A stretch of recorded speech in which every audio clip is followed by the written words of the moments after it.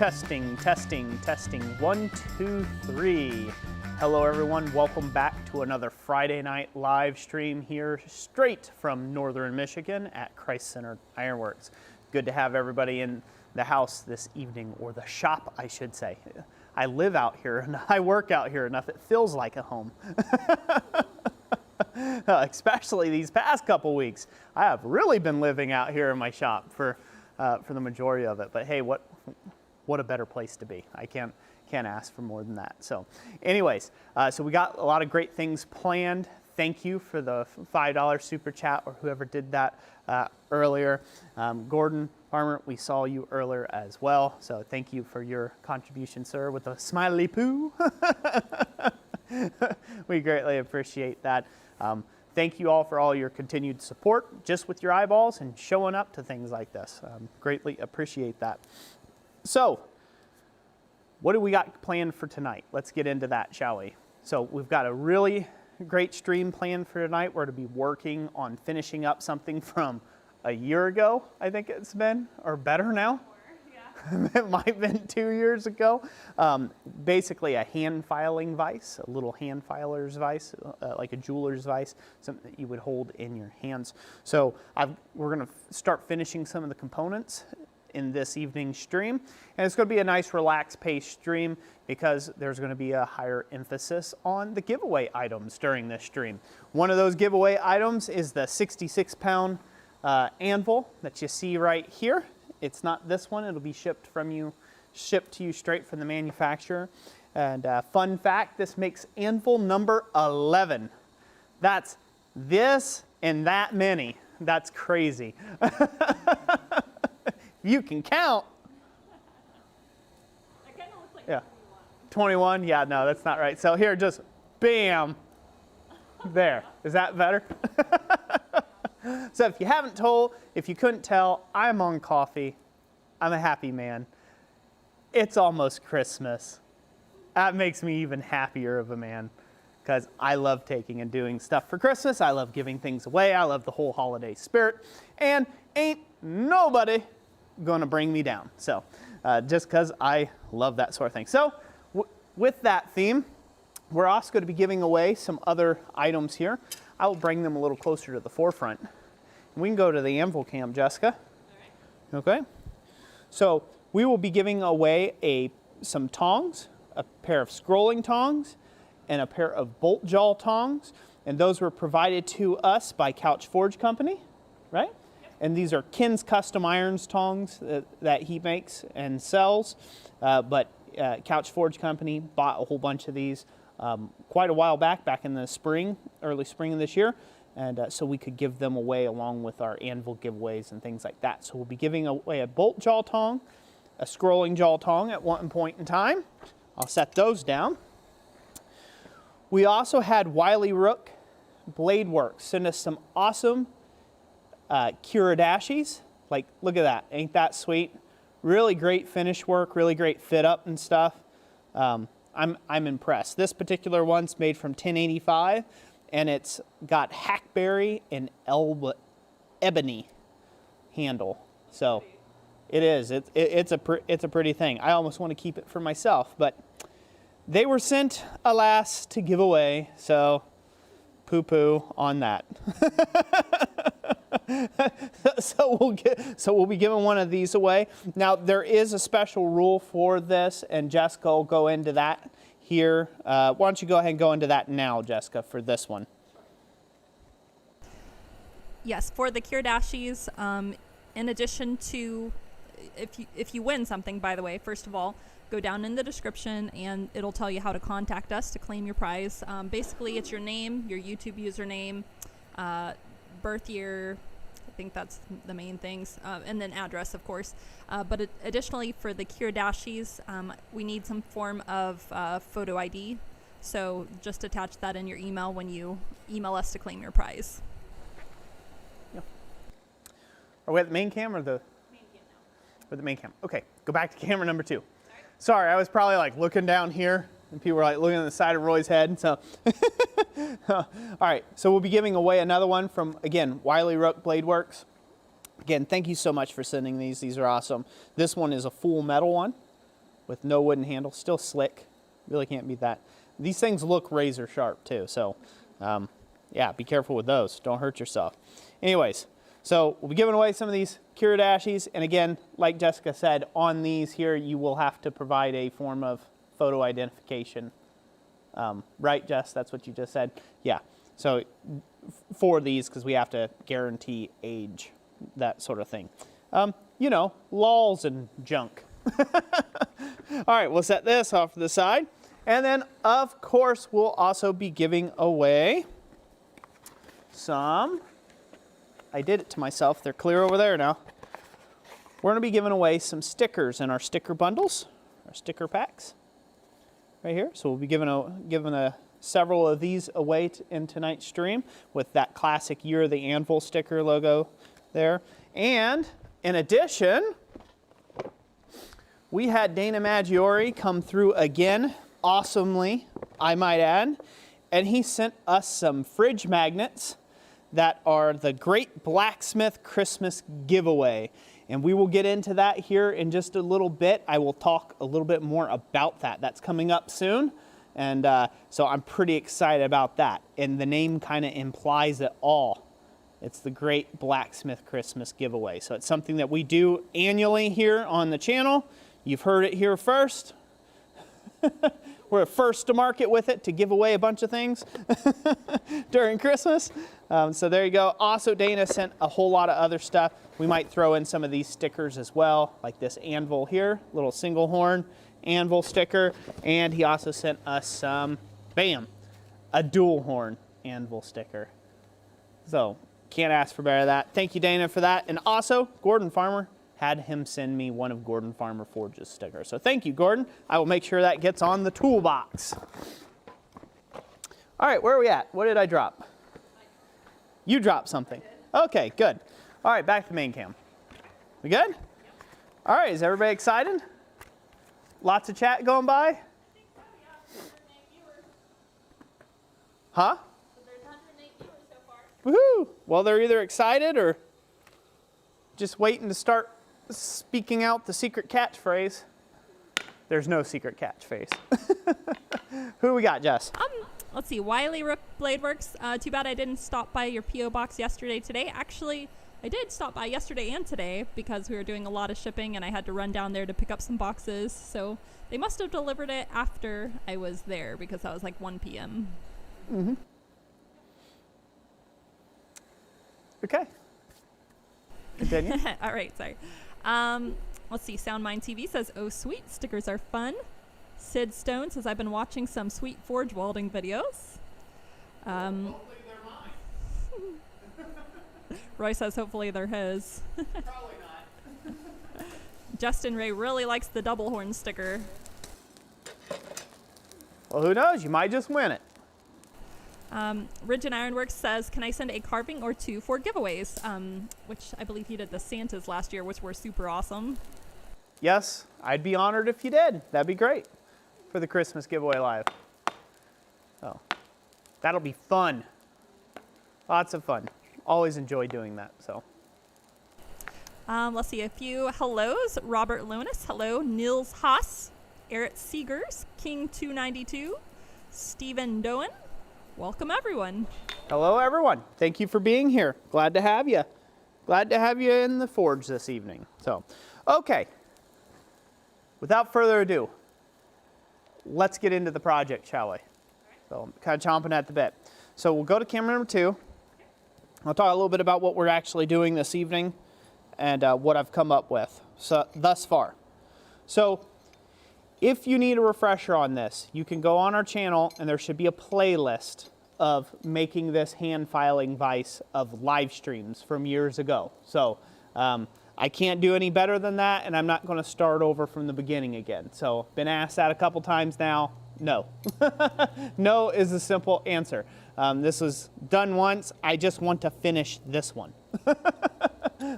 That's one of those things. I might do a different one at a later date. In fact, I've got some plans on making some different ones of these, but the main thing is just to get this one done before I start on any other projects in the forge, for live streams especially.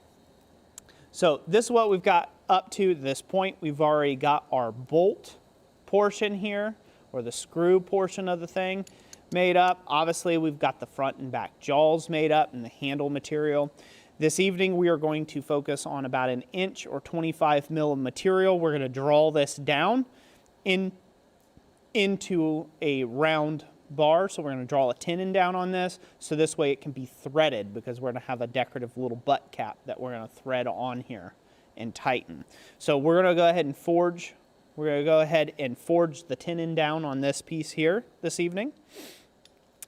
Then our screw box right here, or nut, if you will, you know, you could call it a bolt and a nut because it's so small, but usually on a large scale vise, this is called a screw box and this is called the screw. So you're going to put, so you got to put 2 and 2 together. This isn't going to stay in this orientation. In fact, this portion that we've done some decorative lines forward is going to become just the part for the screw box. And then this portion here is going to become a bolster. It's going to become a bolster in between our handle material, a nice little transition bolster, if you will.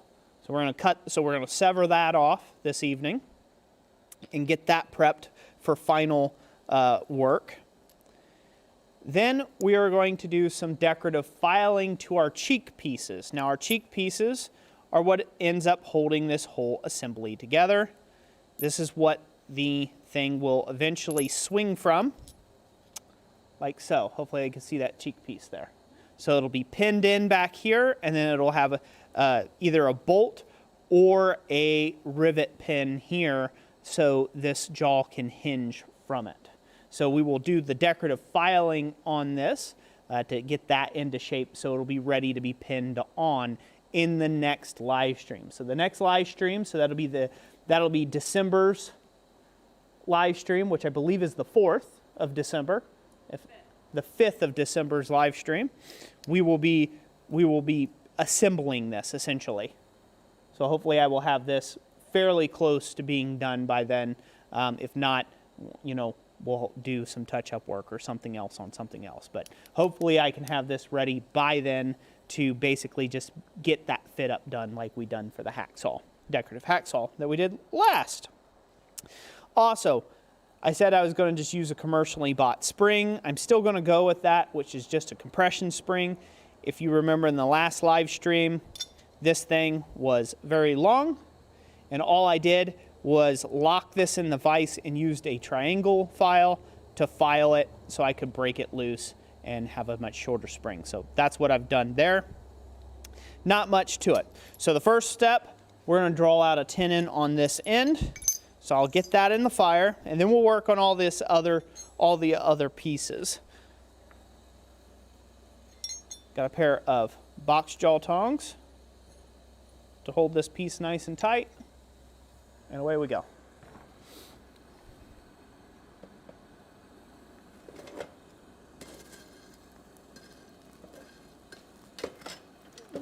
A couple of comments about the filing vise.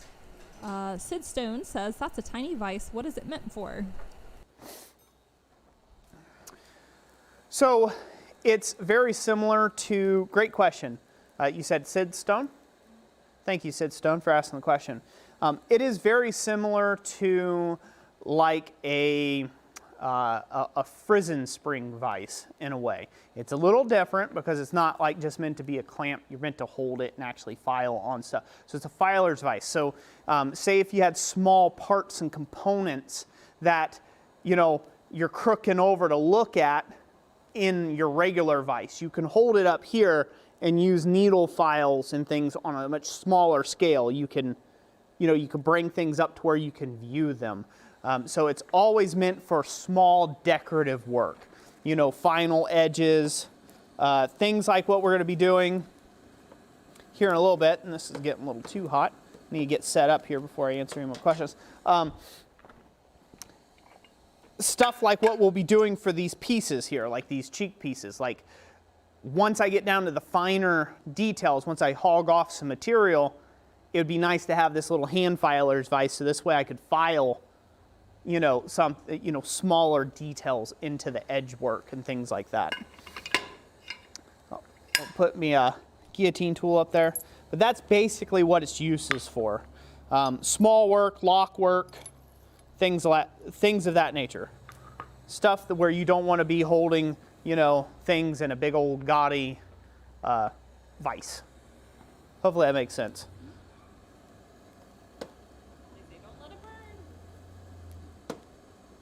Yeah, let's hope not. I set it off the side of the fire. We're good.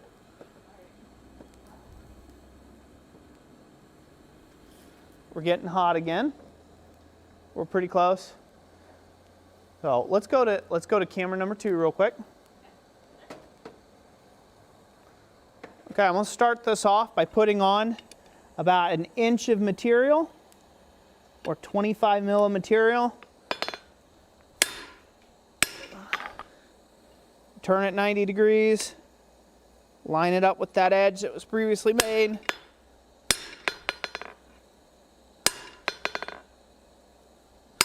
Up on the diagonals. There we go. Can they see that okay?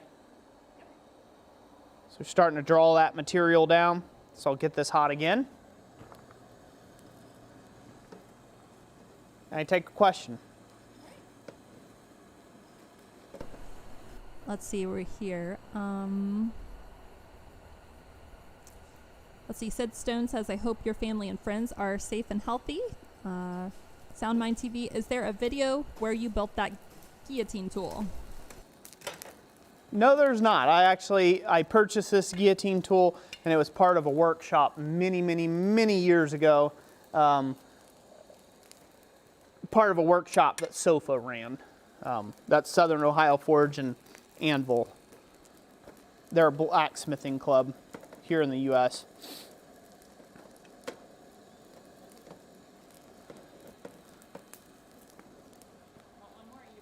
Yeah, another question. Let's go do another. Carnage Creations, Paul Fontaniti says, Roy, what is your opinion on fly presses? I got one last week, but it needs some work. Well, Paul, great question. I actually am thinking about getting a fly press myself at some point in time. My opinion of fly presses, though, is that people use them entirely wrong. So that's kind of the first one. I see a lot of people out there with videos of them, you know, squishing, you know, Damascus billets or hammer billets underneath them and stuff, and they're always jerking their shoulders out of socket, trying to hit this thing super hard or yanking it like this, and that's just a good way of giving yourself shoulder troubles, and that's not really what they're meant for. They do have a large, what looks like a flywheel weight at the very top of them, but it's not a flywheel. It's not spinning at Mach 2. It's meant to establish a turning radius. So you could get on that. That's why a lot of fly presses, you know, they might have a little bit of weight for like light stamping or cutting off pieces where you need a little bit of that kinetic thump to it to punch or to power through a punched hole or something of that nature. But when it comes down to actually pressing stuff, you should go till it contacts and then you pull on it. And it's that action that ends up creating the pressure and the squeeze action. Well, a lot of people don't do that. They just go right to jerking their shoulders out of socket. And so that's my opinion. I think there'd be a very handy tool. They take up a lot of space. I've got a lot of space. I wouldn't mind having a couple of them set up for very specific die operations. I will say this, you know, they're not going to be a replacement for, say, a hydraulic press. A hydraulic press is just going to act so much quicker. There's no jolting or jarring on your body, things like that. So that's my general opinions of them. People try to treat them like a hydraulic press and get a ton of work done with them, and it's just not what they were originally manufactured for. But for die work, I have seen some crazy videos of fly press work. I'm like, oh man, I need to get me a fly press, because like embossing thin strips of metal, you know, just I can think of a million ways I would use one in my shop. So super happy for you that you were able to pick one up. Even if it needs a little bit of work, that's fine. I've earned most of my tools in life by having to put in the elbow grease on them. So, all right, let's go back. Are we ready? Yep, go for it. Okay.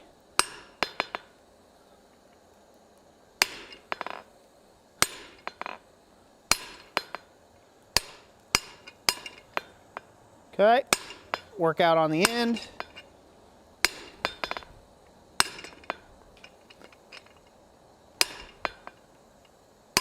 I'm going to come back in with the hand hammer and clean all this up here in a second. I just needed to get that separation started. So we got that separation started there. Everybody see that okay? That's drawing out nicely.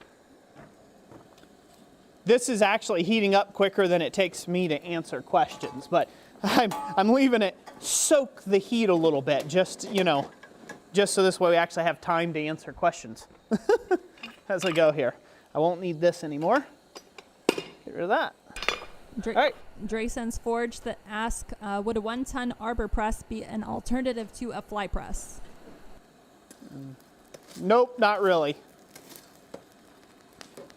So, again, I'll say this. I don't know a lot about arbor presses. What I do know about arbor presses is they're generally used for pushing, you know, basically pushing broaching things to like broach keyways and things like that. You know, they're like a cold use thing. It's a different type of action. A fly press has a different type of action and a lot more tonnage to it generally, unless it's a small fly press. Again, tonnage is all relative to what you're trying to do. So you can have a 50-ton fly press, which would be like god-awful huge if they ever made anything that size, which I don't think they did. But say if they had this gigantic fly press, but all you're doing is like minting, you know, silver coins. Well, you got all this overkill. You got all this up end, you know, top end that you can use that you aren't going to use because the die's pressed together and that's it. That's all the work that you need to get done. You could have got that done with maybe a 1-ton. Maybe an arbor press would have been fine for that with a 1-ton arbor press. It's all in relationship to what you're trying to accomplish. If you're trying to punch a hole through, say, a chunk of, you know, 4140 for a hammer billet, no, it won't work. It's not going to get it done because it was never really intentioned to do that. Fun story.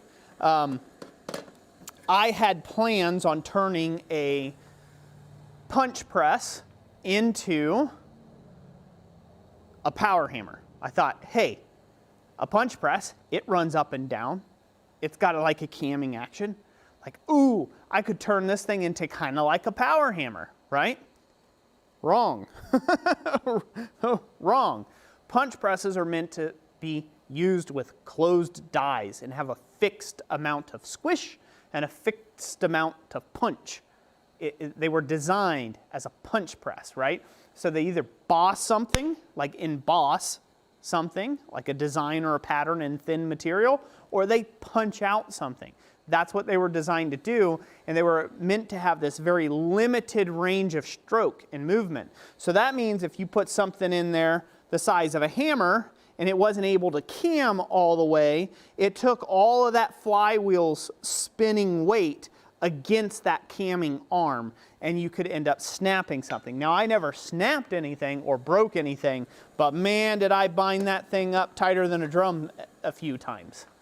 So, again, I was trying to make it do something that it wasn't meant to do. Now, if I would have had closed dies, if I would have done math and figured out how much material I could put in there and how high I had to set the dies and get all that right for just the right amount of stroke length and things like that, I could have used it for a very specific purpose. But to stick a hammer billet underneath there, or to, you know, use it for like drawing dies on 1-inch stock, it wasn't going to work. That was not a useful tool like that. So just to give you an example there. So again, an arbor press, what I've seen most arbor presses used for is for broaching keyways. I haven't seen any other real uses for them other than that, or like pushing pins out of stuff. That's about it. So hopefully I answered that good. Let's go back to the anvil. All right, I'm gonna clean this up.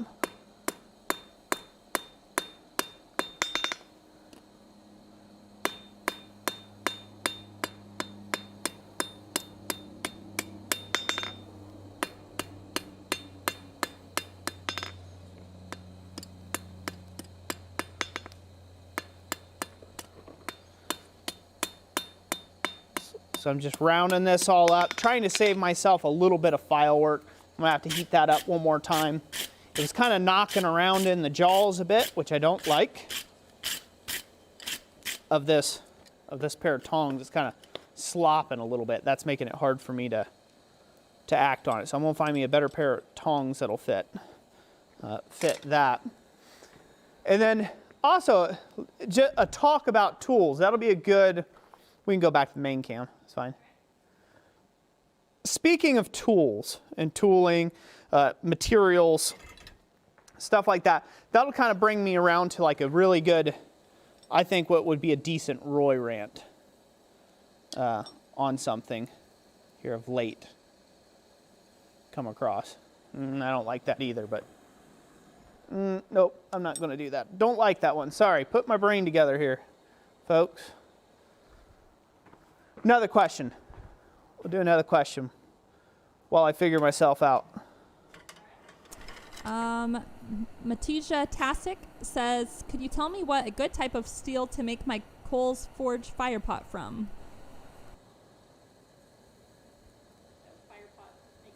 Good.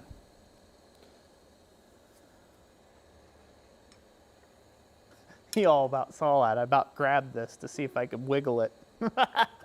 That would have been a stupid moment, wouldn't it? That would have been an epic moment in blacksmithing history for Roy's fingers.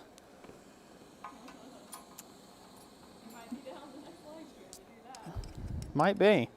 All right, so a good. That's Roy's grunt of disapproval. Basically, anything that would be thick, mild steel would be my answer. A good thick, mild steel that you can use, you know, probably 1/2-inch plate or so would be the best option for you. If you're going to make a fire pot and have longevity in it, that would be my suggestion on that one.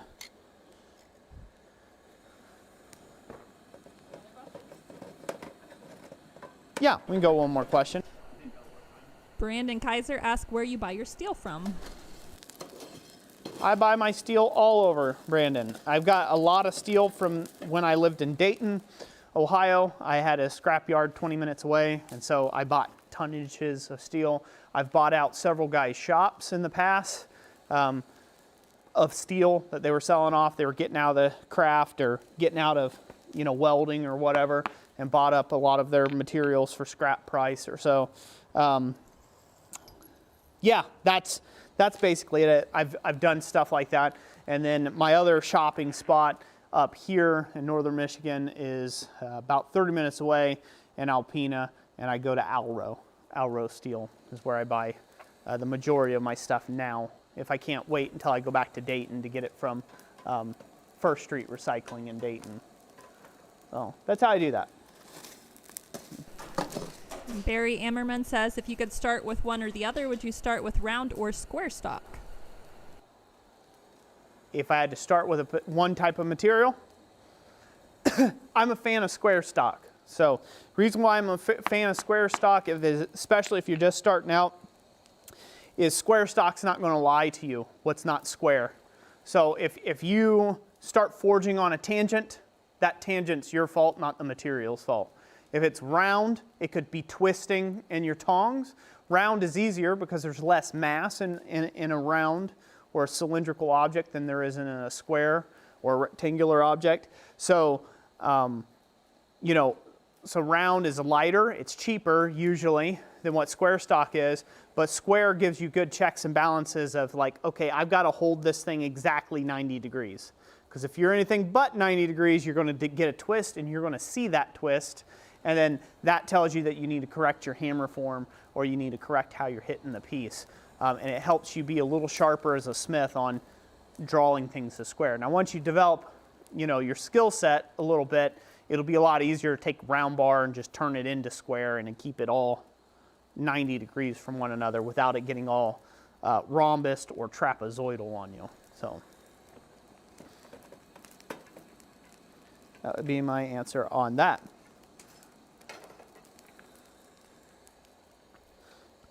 So, Roy Rant, got time for one? Or what do you got going? Yeah, they've asked. Oh, they've asked for it? They're like, where's the Roy Rant? He promised us a Roy Rant. Okay, so this is a great rant, or we'll call it Roy's words of wisdom. You can decide whether it's a rant or wisdom yourself. But so I get a lot of comments that come through the channel, and it's not just on new videos. We have almost 1,500 videos online. So I get all sorts of comments from things I've done 3 years ago to things of present that we get through. And I do get a reoccurring comment that kind of comes up quite a bit. And it's kind of more of a theme, if you will. And it's, why don't you just? Or why wouldn't you just? Or why wouldn't you do this? And that comment is a very interesting comment to try to answer as an educator.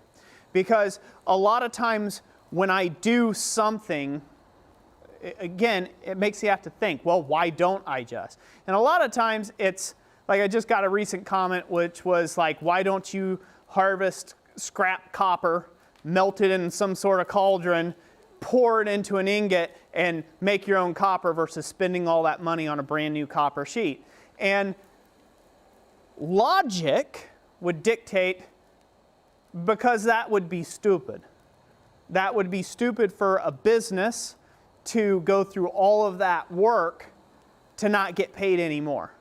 So I don't get paid to make copper. I don't get paid to make steel. I get paid to make forms from that steel, from that copper. I don't get paid to make the stuff, okay? There's a big difference there. If I had to get paid to make the stuff, it'd be worth a heck of a lot more than $1,000 or $10,000 or $50. It'd probably be like $1 million if I had to make it. So there's certain things like that, even with tooling. I've had that before. Well, your power hammer sucks. Well, I'm sorry, I didn't ask your opinion. My power hammer sucks. Well, it can't forge 2-inch stock. It wasn't designed to forge 2-inch stock. It comes back to that. Can you use an arbor press? Can you use a fly press, right? Like, can you do this? Or why don't you just why don't you just throw that under the press? My press is out of commission. Maybe I woulda. Maybe I wouldn't.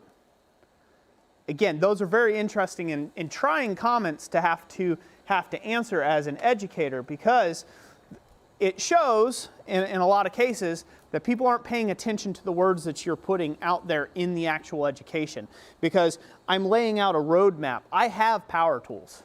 I have things weird stuff that I've collected over time to help me in my business with the work that I do, but that doesn't help you. I can't teach you with a tool you don't own to make said thing. So a lot of times I have to restructure the way that I would do something specifically so a beginner or so somebody who doesn't have the fancy tool or the fun thing that I have can make that thing. They can attempt at it, right? They can at least go for it. So there are things like that. Well, why don't you just throw a hammer under your power hammer? I could, but that doesn't help anybody who doesn't have a power hammer. So you'll see me do 90, I would say probably 99% out of those 1,500 videos that have been online are all right here at the anvil. Using a hand hammer, using tongs, using simple tooling that you yourself can go out and purchase or make. And if you don't know how to make it, I've shown you how you can make it by hand. Your own tools to make the things that I'm showing you how to make. So that's something that you have to get get around when you're asking things of someone who's online or of an educator. Try to start thinking of a deeper meaning of what it is that they're trying to put out, what they're trying to portray. Start trying to figure out the logic behind what they're doing. And instead of just watching YouTube content aimlessly and for no other purpose than, visual verbiage here, roughage to, oh, I'm just consuming content to consume content. Because it will really help you understand better from what someone's doing. Now, I can say this because that's what I do. I spend a lot of time when I go take classes, with smiths, or I should just call master smiths because that's what they are. I spend a lot of time paying attention to every little detail that they're doing. And I've asked those questions too. Well, why don't you just? And in every case, I've just kind of gotten like, why are you asking me this question? Don't you get what I'm doing, kind of thing. So sometimes you have to put on the thinking cap. You have to go a little deeper than just the information that is presented to look deeper into what is being illustrated. So yeah, I have a power hammer. I could just use that. The comment came in on just recently I finished a commission for doing we can go to the anvil and I'll continue talking. Just recently I finished a commission where I forged a 3-foot diameter copper basin or water feature or bird bath or whatever you want to call it. And again, that is, why don't you just smelt your own copper? Instead of paying $1,000 for a sheet of copper. And just at the end of the day, because it would be stupid. It would be stupid to do so when they make sheets of copper. I don't have to go out to the wilderness and hunt this stuff as a business. So again, nothing against people who have good, honest questions of, like the comments just recently about the fly press or the arbor press. There's nothing against that at all. That's great to ask those questions is, could you use this instead of this? Well, that's a good, honest question. But you can also think out a little bit on your own to think, I don't know, are they the same thing? Do they mechanically function the same? What is their original intended purpose? And you could probably get to the question a lot quicker. The answer, I should say, instead of the question, a lot quicker. So there you go, nice and round.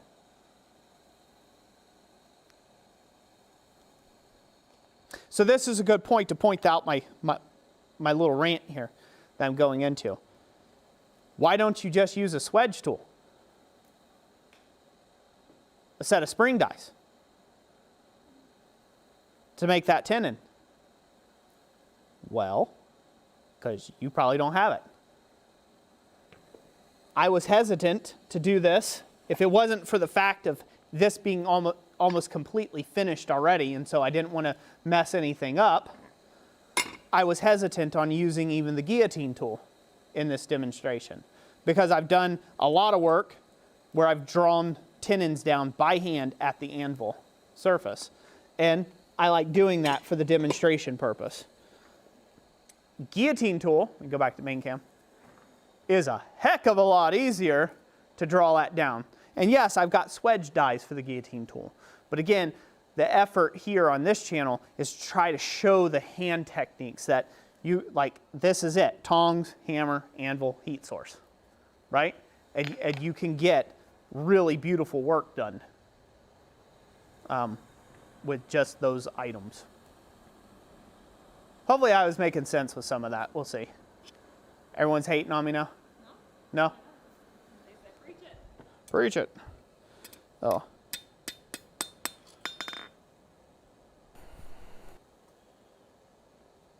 I think that'll work. This has actually got a bit of a bend in it that I didn't previously see. So I'm going to heat it up right in here. I'm going to try to take that bend out ever so lightly. I'll probably probably just go to my Vise real quick and just kind of just tweak it just a little bit after I get that hot. So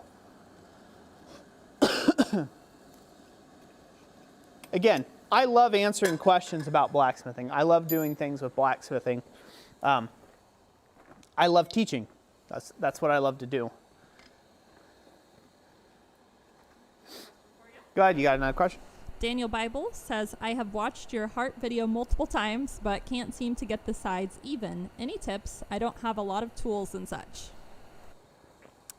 So,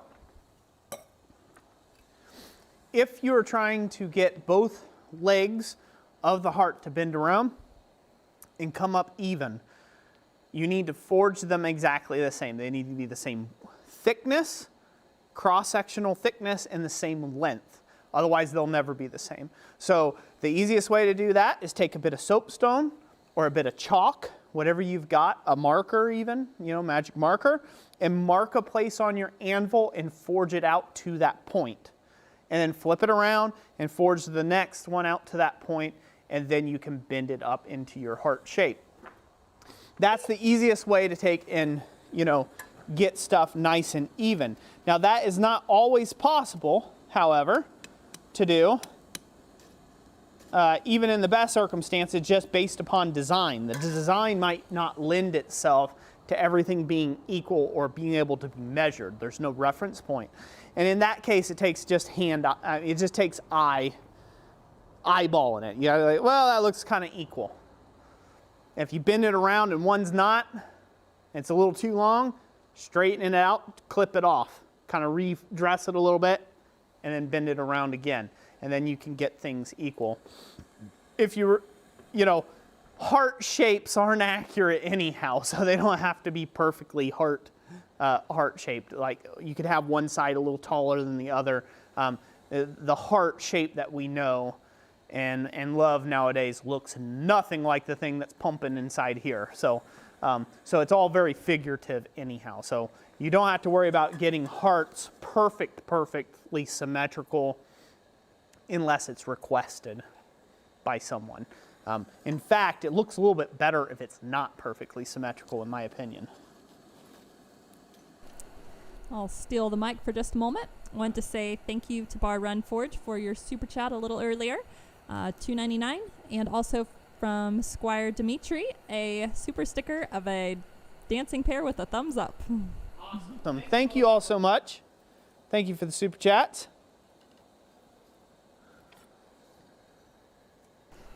Vash Stampede asked, what made you want to go into blacksmithing versus another profession? Well, that's kind of a long history there. More or less, it wasn't necessarily just a choice for blacksmithing as a profession. It's just I liked doing blacksmithing as a hobby first and foremost, and I was kind of working that way to begin with. And then I had a car wreck that kind of pushed me over the edge and made me take the dip, so to speak, take the plunge, if you will. And so I just kind of went with it from there. There's a longer story in my bio about that and kind of how that came about. But yeah, I mean, that's been the thing. It wasn't really it wasn't a conscious choice of like, hey, I could be an electrician or I'll be a blacksmith. So it wasn't necessarily along those lines. I was already selling things and stuff when I got hurt in my car wreck. I was already selling stuff online, trying to do some blacksmithing because I thought to myself, man, wouldn't it be cool to be a blacksmith? And all I'd have to do is like wake up every morning and just walk out to the forge and just forge stuff all day. Then I realized, well, it takes more than that to run a business, but but the dream, right? I'm like, oh, this would be so much better than being in this customer's attic installing a piece of HVAC equipment right now. But here I sit in this customer's attic, right? So yeah, and that piece is done, by the way. Got everything straightened up on it, looks good. Nice square.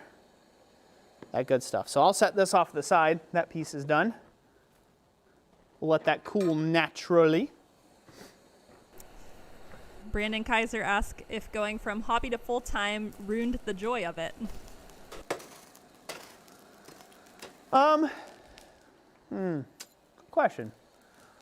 I would say I don't think it ruins the joy of it, okay? I enjoy blacksmithing just as much as I do. I mean, basically, when we go on vacation to blacksmithing things, don't we? Like, most of my life is spent talking about blacksmithing right now, or has been over the last decade plus now. So I'm still as passionate and in love with the craft and the trade as much as day one. I still see a flame flickering, and I'm like, I think I'll just mosey over here and see what that guy's doing. If we're out somewhere or some historical village and they've got somebody demonstrating, I'll go over and watch them. I used to be able to do it a little bit better where I could just stay hidden and they wouldn't know that another blacksmith was watching what they were doing. But now with the YouTube channel, there's a good chance they might have seen the channel already and like, hey, you're that guy off YouTube, aren't you? And they're like, I was just going to sit here quietly and just listen to your demonstration, but shucks, I've been caught, right? I've been had. Cheese it. So, yeah, no, I don't think it ruins it. I don't think it takes the fun out of it. What it does do, however, is it sometimes pushes you to an uncomfortable level. You know, unlike when you're doing it as a hobby, if something's not working right, you could toss it across the room and never have to see that thing again. No one's holding you to any sort of standard or any sort of anything, really. It's just you. It's your hobby, right? It doesn't matter. You could put 60 hours into something and the thing could fail and, oh, well, live and learn. You know, you might be a little upset about it, but at the end of the day, it's a hobby. It didn't cost you anything but your time, so to speak. That's where doing it professionally can take you to another level, to where it can push you to an uncomfortable level, where you've got the stress of being a professional at something. That means you can't just get by with stuff anymore. And now there's different levels. You know, when you just start selling your stuff, it's going to be crude ironwork, and then it will slowly, hopefully, progress as you spend time in the forge and get better and better and better. And then you hold yourself to those standards, and then eventually your customers start holding you to those standards. And then that's where the stress comes in. Because you're constantly competing, not against somebody else, but against yourself and against a potential opinion of your work. So you have to, so that can be very, I don't know how to say that. That can be very, I don't know the right word for it. Could give you a lot of anxiety, let's just say. It could be very stressful. Be very stressful to do that, especially when you get into the stuff like now. I just did a video on where I cut a $1,000 plate of copper, right? I had to order. That job was a $5,000 job. But, you know, even though, is everything okay over there? All right. Even though it was a $5,000 job, I had $1,000 in copper. There was $500-ish in shipping, a little over $500 probably. I think it was like $700 in shipping by the time of the crating and everything else, and to actually be able to ship the job out with the shipping materials and stuff. So boom, that's gone already, and I haven't even got work done yet. So that's all on me. That's all on my shoulders now, right? So if I screw something up, I mean, we're talking about life-changing money for the month, right? We're talking about your bills. We're talking about your lights. We're talking about next month's income, right? Like whether you're going to eat or not. And so whether you're going to have enough money to buy the materials for the next job and so on and so forth, right? And to fix the tool that you broke or whatever. And so really quickly, you kind of get on that, oh man, this noose is getting drawn a little tight here to get this done and to do it right. And so that there isn't fun. It's kind of like panic mode. You're like, ah!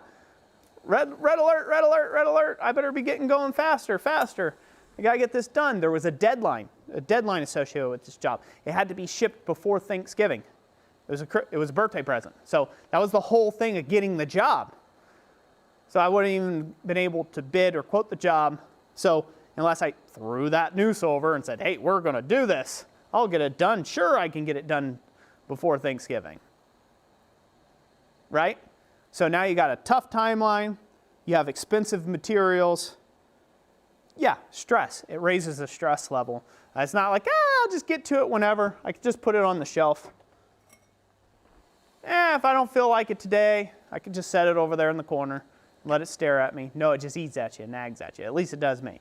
So those are the things to think about if you're going to do this as a profession. It doesn't kill the joy of doing it, but it increases the stress level of doing it once you get to a certain point. So like right now, I can't sell horseshoe nail hooks. It's beneath what my company does right now. So if you go to ChristCenterIronworks.com and you look at the work that I'm producing, that's the minimum level I have to maintain of quality and of price and everything else. So if I come down to start making $5 hooks again, it changes the whole conversation in the client's minds, the clientele that I'm personally servicing right now and going after. So again, it takes you down. Like once you make one fancy hammer, nobody wants your crusty looking ones because you're known for that fancy hammer.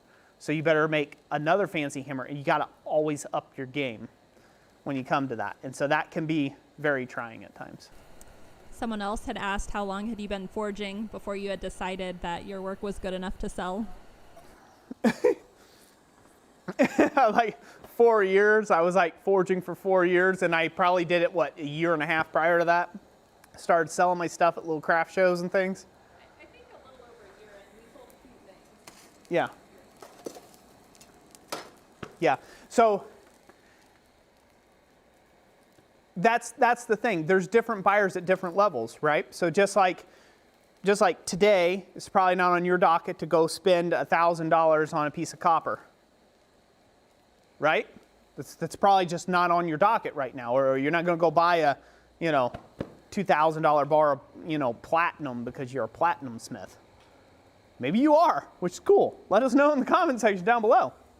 But like, just like that, right? So there's different customer bases. There's people who would never pay me whatsoever for a 3-foot diameter bolt. Like, absolutely not. It's just not thinking about it. And then there's clients that is like, it's nothing. It's literally less than nothing to them. It's a birthday present.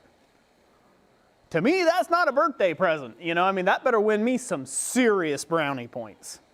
Like, a lot. Like for life, right? Because I'm frugal, I'm cheap, right? I'm also not rich. So, there's a difference there. So your artwork, whatever you're doing, you may have a couple crusty little things or some triangle dinner bells or things like that.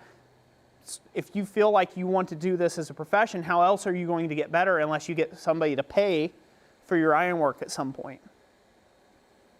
How do you become a professional? How do you go after better jobs? You can't. You can't wait until you're good someday.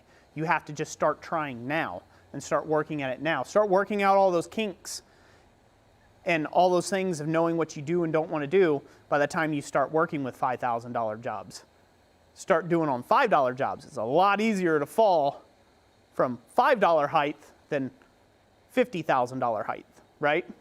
It's a lot easier to fail in business at that $5 height. So just get started on it now. Use the tools that you have. Get better when you can. Buy the best tools available to you if you can. Or get by with cheap tools if you can. Just get started in it and get going with it. So I'll shut up. I'm ranting on enough. I need to give something away because it's been too long. Go ahead. All right. I wanted to say the super chats real quick, and then I was going to remind you to give some stuff away. The first one was from Black Collar Ironworks like 15 minutes ago, the beginning of the Roy rant. It's okay. He says, "Hi all, it sounds like I missed a good Roy rant. Oh, you're finally finishing the prison Vise, I see. and smash the like button. Thank you, Black Collar Ironworks. Greatly appreciate it. And the other super chat was from Heath Miller, $10 super chat.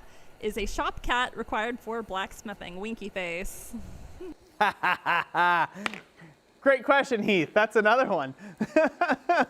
I'm thinking about doing a video on that. I don't know if I should keep that one in my pocket or not, but yeah, well, I'll just let it out here. So Heath took a class from me here recently, and and I had that conversation. Like, have you ever noticed that almost all of the blacksmiths that you see online have shop cats?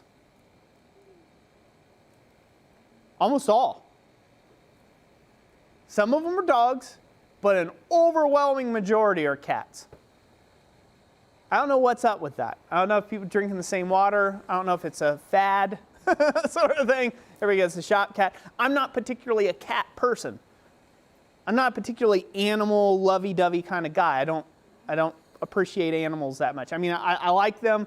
I think they're great, but I also like not having to deal with them, feed them, clean them, all that other stuff that comes with them. So it's like, even though I have Milk Dud as a shop cat, he does his mousing and he does his own thing. And as long as I keep food and water in his bowl, he just looks at me like, thank you, my servant. And that's it. And he leaves me alone. I'm like, I'm cool with that. You know, I don't need something in my face all the time or messing with me all the time. So yeah, so what is up with that? How many of you, comment down below, have a shop cat? Yamez says he has shop lizards. Shop lizards. Yamez is just a little bit on the outside of things. Acre Adam says, my shop animals are kids. I think they count. Yes, they can count. Quite severely, yes. Animals. All right, let's give something away, Jess. It's been too long. Huh? What's up? Oh. Joshua Stevenson says, you need a shop lion. It will feed itself. Shop lion. I wouldn't mind having an attack ostrich. I wouldn't mind doing that. So. All right, let's give away some, let's give away a couple Kiridashis, huh? We'll give them both away to 2 different people. So let's do that. Do I need to show them off again, or you think they're good? Yeah, let's show them off. Let's show them off again. So we're going to do that right there. We're going to give the first one away. This is the handled Kiridashi that has the hackberry and ebony handle right there. We're going to give that one away. Good Lord, I hope YouTube don't demonetize us for this little thing. But we will see. All right, so we're going to draw for this. We can go back to main cam. Okay. So we're going to draw for this. As you all know, I rattle the anvil, ring the anvil, and when I stop, we land on someone's comment, preferably a phrase of some sort, and then we will pull for it. In this way, I think we'll just go Kirdashi me. That ought to be a fun one to type. A lot of autocorrect for people who are using voice is about to happen. So let's do Kirdashi me as a phrase. And then we will draw one random person from the comment section. Jessica will scroll and find the right person, and there you go. Well, whoever the right person is, we don't know. She's going to draw at random. I'm waiting. Several people have said Kiridashi and a phrase, but Yeah? not exact. Okay, I see one. All right. All right, let's ring it. Ready, set, go.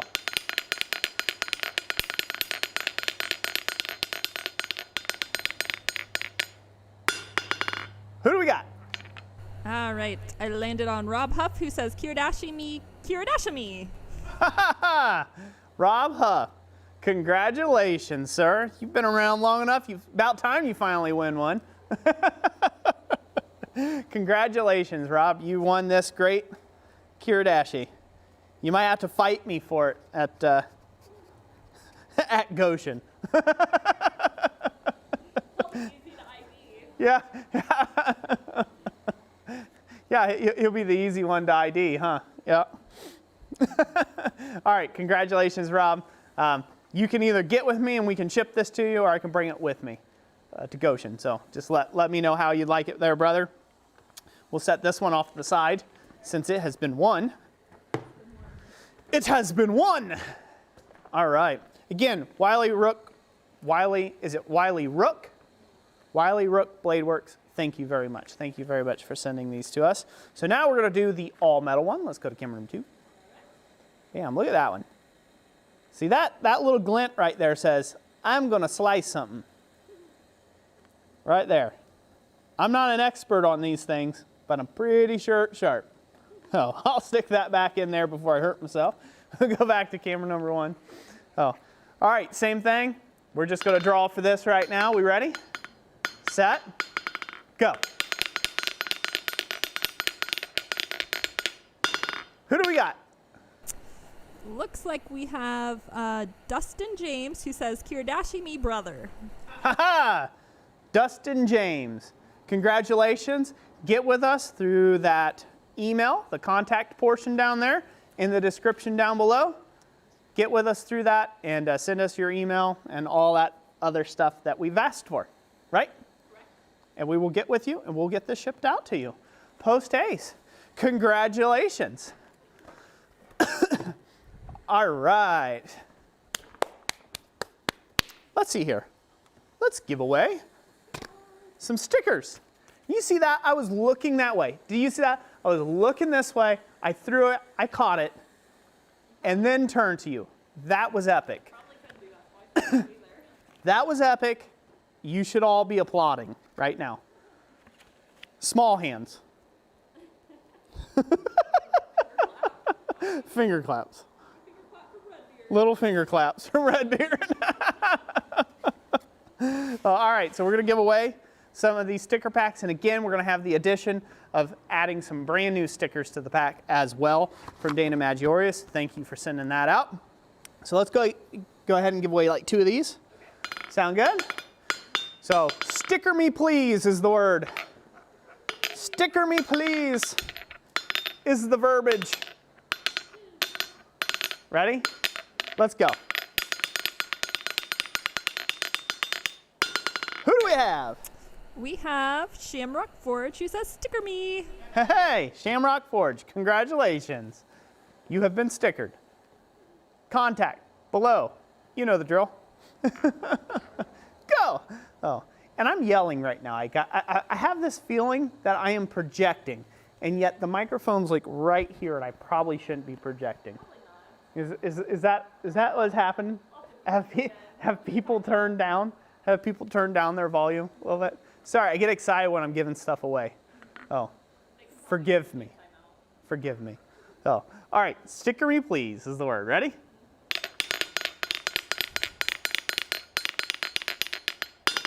Who do we have?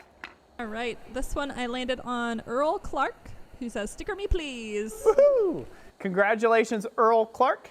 You're the winner of some sticker pack, a sticker pack there. Get with us through the contact email down below. Awesome, awesome, awesome, possum.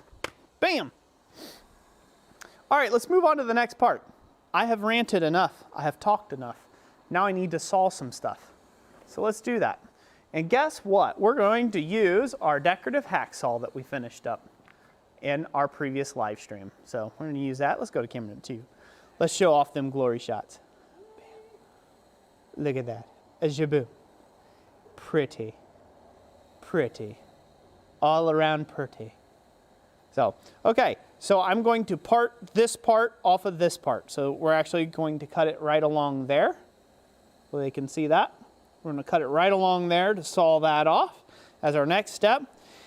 Now I'm going to use a trick that I learned from Tom Latney, master locksmith up in Pepin, Wisconsin, by waxing my blade with a little bit of candle wax. Now, beeswax is a lot better, but all I have is paraffin wax, so that's what I am using to wax my blade. It helps lubricate the blade and allows things to cut a lot cleaner and smoother because it's a lubricated blade. So I'll be doing that. So I need to set the camera up to aim at the vise.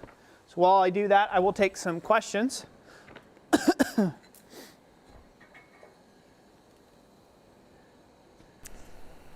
Question earlier, preferred weight for forging hammer.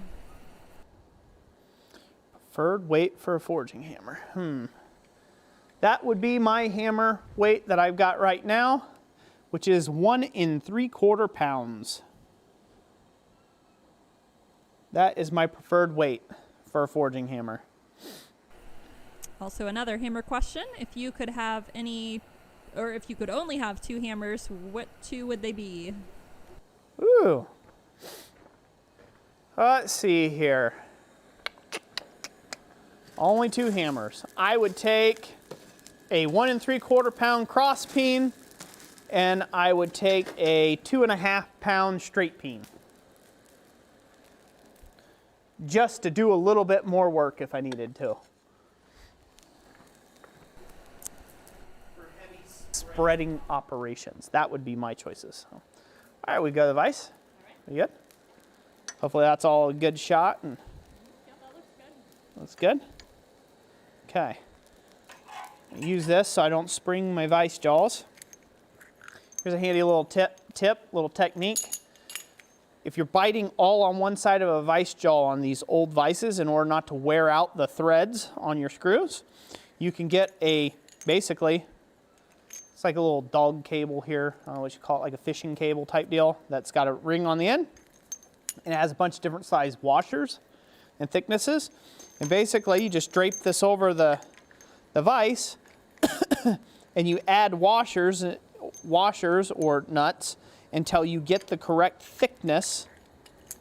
1 nut will be enough here. Until you get the correct thickness for the space for this end. Does that make sense? So this way you can clamp down now nice and tight and you're not racking the jaws of the vise. So you've got one end supported here. And again, this is all just done off of a ring of excess washers and nuts. Good. We can take more questions as I saw. Gordon Farmer wants to know what type of metal to use for making a swedge block. What type of metal to use for making a swedge block? Mild steel. That would be my answer to that. Next question. Sumpie says, what type of tongs would you recommend for a first set? For a what? For a first set? I would probably recommend a pair of wolf jaw tongs. They're pretty universal and they're pretty handy.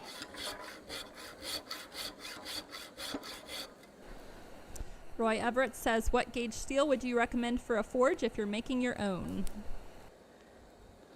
What gauge steel? For a forge?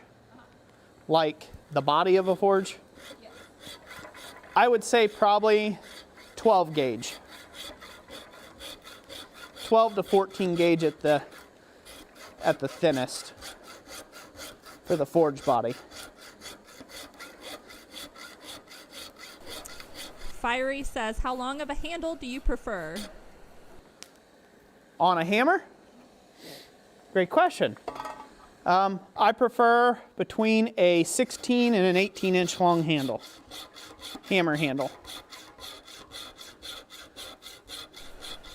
Walt Perkhurst says, Roy, do you get overwhelmed forging? Get overwhelmed? I guess I would have to ask you what you mean by overwhelmed. Are we talking about the process? Are we talking about the amount of work there is to do, orders? A little bit of clarity, and I can answer that in greater detail. Because I think that is a great question I would actually like to answer. Also, they asked if your blade is waxed. Yep, just said that previously. Before we come to the anvil, when I was at the anvil, I talked about that.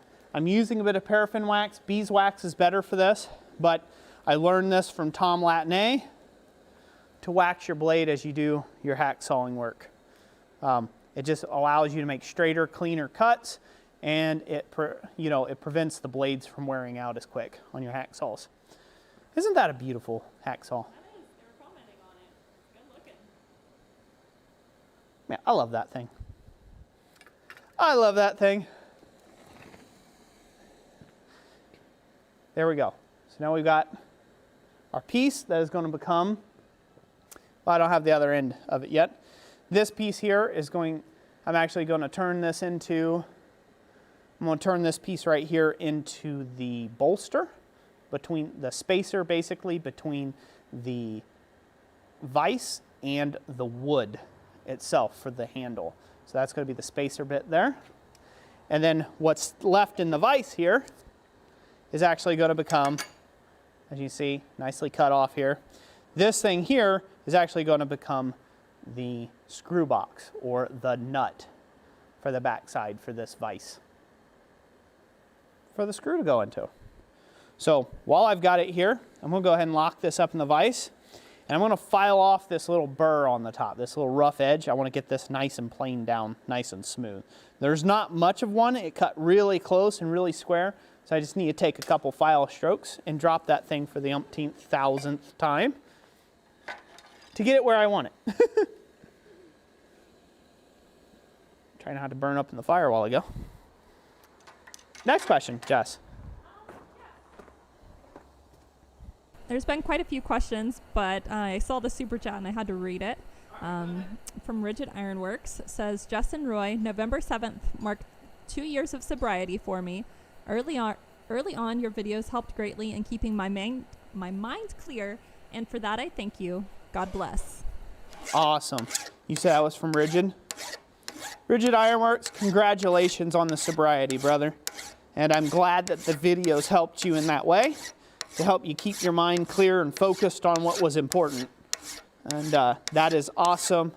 So glad to hear that.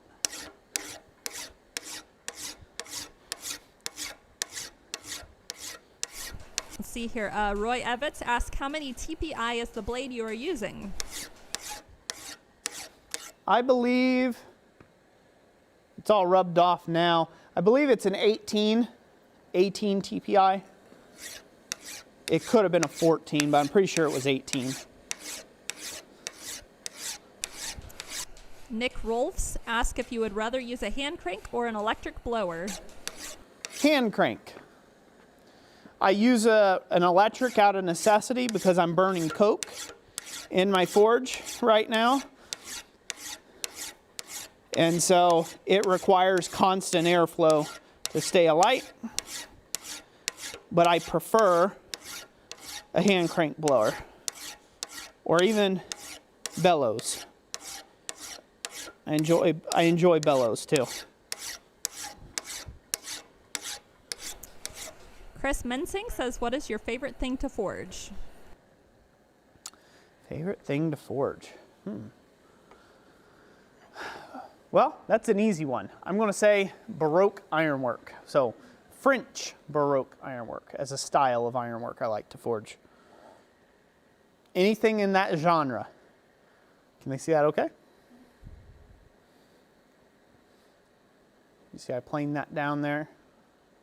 It's nice and flat already across the bottom, so that'll work out well for our screw here. That'll go together and thread in nicely. Once I drill a hole and tap it, and then thread this piece, we should be in business. Ain't that awesome? I can't wait to have this thing done. It's going to be great. Huh? Yeah, it is. Have it finished. Yeah, that'll be something else, won't it? All right, there we go. So we got that prepped there.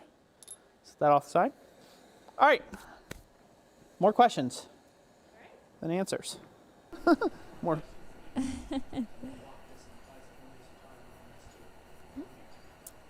Azzy, Stuff and More, do you have a recommendation for hand crank blowers on a budget? Not really. They're kind of overpriced. Blowers are just by themselves, just, you know, to start with. If you could find a reconditioned one where someone's went through the trouble of, you know, cleaning them all up and oiling them and making sure all the gears are in good shape and stuff like that, and Babbitt's good in them and things like that, I would say it's worth the 250 bucks that they're asking when it comes to that. A lot of people though, they find rust, you know, the rust gold items that are all rusted up. So that must mean that they're worth millions of dollars. And when you start paying $400 for a blower, it's not really worth it in my opinion, when it comes down to that. So I have not tried out or tested the ones that you can get from, you know, Pakistan and India and like stuff like that. So I really can't comment on those for hand crank blowers and whether they're good options or not. Holden Snyder says, I just purchased one of those 66-pound anvils. The Hardy and Pritchell hold taper. Should I use a file or grinder to make them the same size throughout, or is that normal? Different anvils have different quality measures. Some of them may have a little bit of a taper to them. Some of them taper the opposite way. It just depends on the manufacturer. Sometimes they're perfectly straight. I would make tooling to fit it. So you're going to make your own tooling anyhow. I wouldn't spend a lot of time dressing up the whole of the anvil. I would just make tools that fit that anvil instead. That would be my suggestion to you. Otherwise, you can spend a massive amount of time trying to clean up the Hardy hole on an anvil. Lots of hours with a file or a die grinder, and then still not get it square or straight. So unless it's like really tapered, like a wedge or something crazy, in which case you could probably complain to the manufacturer and have them send you a different one. But unless it was super crazy, I wouldn't waste the time. I'd just make tooling to fit the Hardy hole. Same thing with the Pritchell as well. Now, I will say that they're pretty hard anvils, so if you tried to drill it or you tried to, you're probably stuck to a die grinder. You're probably going to be stuck to a die grinder bit in order to grind it out to shape or to what suits you best. I personally don't think it's worth the effort. I would just make tools that would fit it. That'd be my answer. Alrighty. What else, babe? Clint Clark asked if a wood forge would be productive, and along those same lines, someone asked earlier how you keep down the cinders and the sparks if you're burning charcoal. Oh, a wood. Asked if a wood fire forge. Is that what he was asking? Okay, well, so charcoal. So if you're burning charcoal, is it productive? Yeah, I mean it's a complete valid medium to forge in, forge fuel to use. Go for it. If that's what you've got, you know, use it. We've been using it for tens of thousands of years at Smith, so I'd go for it, sure. It can be just as fine. If you're talking about green wood fires, they don't get as hot. So don't expect to be getting temperatures like what you're seeing over here, right? Don't expect the temperatures of like what you're seeing here at the forge that I'm getting, bright yellows / welding heats. You're gonna have to get a lot of wood going or a lot of, you know, actual charcoal going. You're gonna have to get some like crazy amount of charcoal alight to get to that temperatures. So that is my suggestion there. Mainly you're gonna get maybe a bright orange at best with your charcoal fires for the most part, unless you're burning a ton of charcoal, which if you've had to buy charcoal, that's not something you want to do. It's one of the more expensive materials unless you're making your own, which then again goes back to that thing is laborious and therefore it would not be efficient. I wouldn't say that if you have to make your own charcoal. Now I could be wrong. People can debate that all they want down in the comment section down below. As far as like the wood-fired forges, I think there's one company that sells them. It's like a V-shaped forge, and they say they got really good results out of it. I've never used one, couldn't tell you. I know all my experience with charcoal forges and forging with green wood and otherwise has come from Tom Latney's place, because Tom Latney, that's what he uses. Because he's sandwiched between two buildings and he can't have plumes of nasty coal smoke going and bothering the neighbors. So it smells like a barbecue all the time in Tom's shop. So makes you hungry.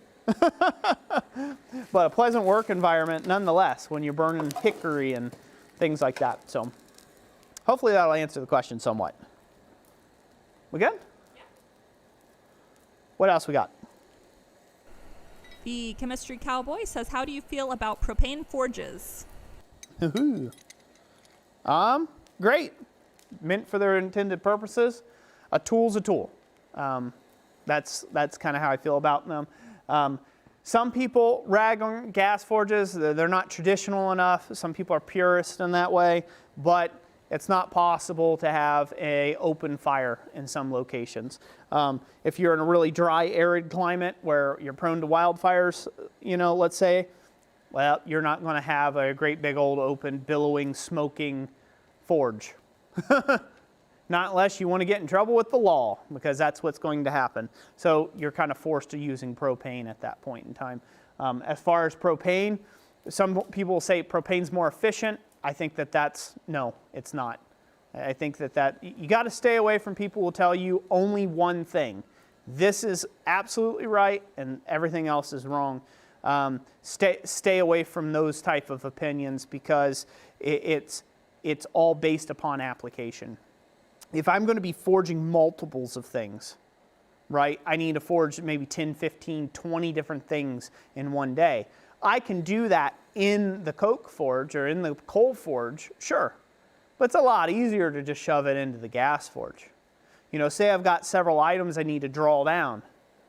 Well, sure, I could do it traditionally by swinging a hammer at the horn of the anvil and drawing out material, or a bottom fuller stuck in the hardy hole. Or I could go to my power hammer over there. I'm going to go to the power hammer. It's just easier, right? So again, does that make a power hammer the only tool you'll ever need? Does that make that the ultimate tool in the shop? No, it does not. So it's not something you do. So my thoughts on gas forges, it's just a tool. Use it for what it's meant for, and it's great. If you're wanting to talk about intense through heat, fast, gas forge isn't it. And it never will be, because it wasn't intended to be. That's not what it was designed for, most gas forges. There you go. My opinions, my thoughts.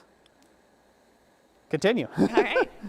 Nagoyan asks, have you ever tried electric induction forges, and what do you think of them? I have not. I have not had the luxury of being able to try an electric induction forge. I think they're pretty cool. I do think that they're limited in scope, just because from the videos I have seen people using them, they're limited to small things. They're limited to smaller items, or items that don't have a lot of expression, don't have a lot of weird shapes and angles and connections and things like that. Again, it's a tool. It'll be great, like if you need to put a bunch of points on pickets all day long.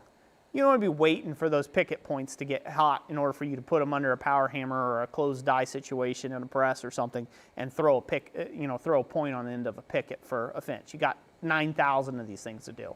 An induction forge, magnifique, right? You just stick it in, 12 seconds later, it's hot. You're going right to work, right? And so, like, that there is a really big advantage for that. Is it going to be your beat-all, end-all forge? Absolutely not. So, in fact, they have to have a cooler. So you have to have a cooler, you have to have plumbing, you have to have good electrical service with them. With a cooling unit itself, you got to have a TIG cooler. That means you got some sort of fluids running through this piece. That means you have to be selective of your fluids, because if you live in an icy place like the north, it could freeze in your shop, right? So you got to have everything done right. It's going to require more service than a coal forge, a lot more service. It's just the nature of the beast. But for a production run of things that you need to get the end of something hot, or the middle of something, very focused heats, beautiful, beautiful forge. That's my thoughts on those. I'm trying to give time for more questions. Anything else, or are we good? Yes, there is more questions. I was just curious how far you wanted to go. Okay, flake hots. Oh, okay. Well, we could stop there. It's fine. If you want.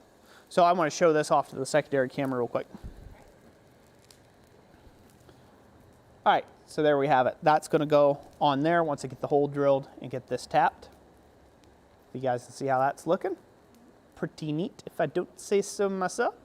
You can see the tenon now, hopefully decently, pretty clean. We've got that tenon on there. It's fairly square and straight. Of course, you know, it'll get filed a bit, and I'll get the confirmation more true with the file.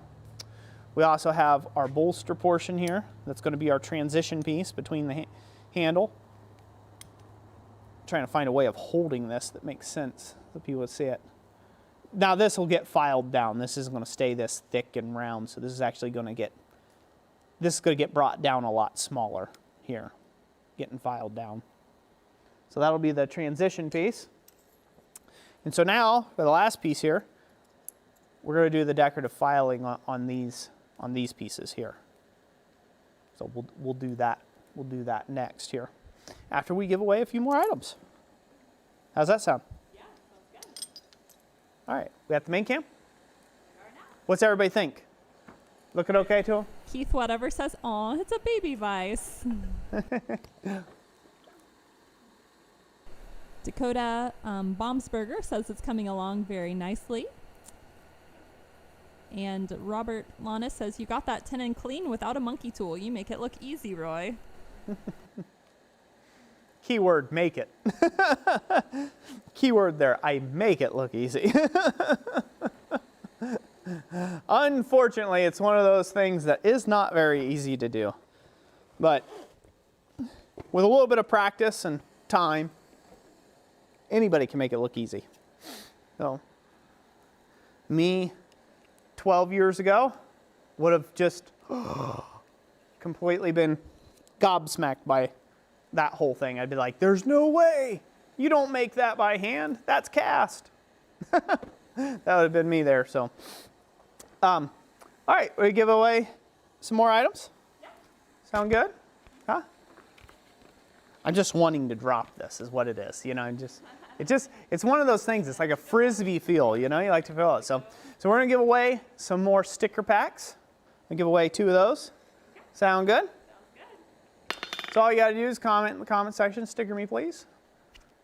And if you win, go through the contact email down in the description to claim your prize.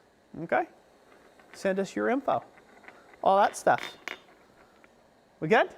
Yes. Give them time or? Give it a few more seconds. Few more seconds? Okay. All right, we're good now. Good. All right, ready? 1, 2, 3.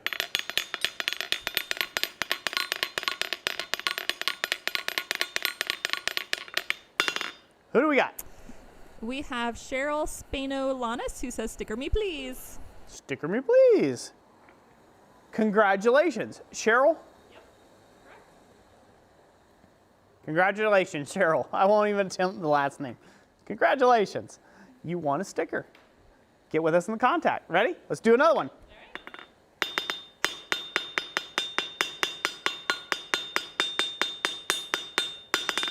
Who do we got? We have Brute Lemon who says, "Sticker me, please." Hey, Brute Lemon.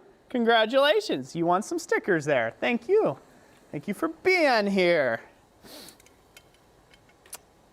While we're also here, I'm going to give away a pair of scrolling tongs. Let's go to camera number 2. Whoop. Slide over here. Camera number 2. We're going to give a pair of these scrolling tong blanks away. Now, we ready? Is there a special phrase on this one or just randomly? Something with the word tong? Yeah. They can be creative. Actually, you know what? Let's just go with mine. Mine. That's it? Yep.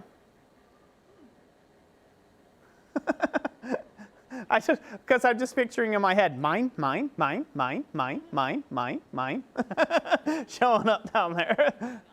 Does that sound good? Yep. Sound good? Let's go with mine. All right, go to camera number 1. There's no questions. There's no comments like that yet. So give them a few more seconds. Tell them what scrolling tongs can be used for. Scrolling stuff. Use your brain, people. Use your brain. Sorry.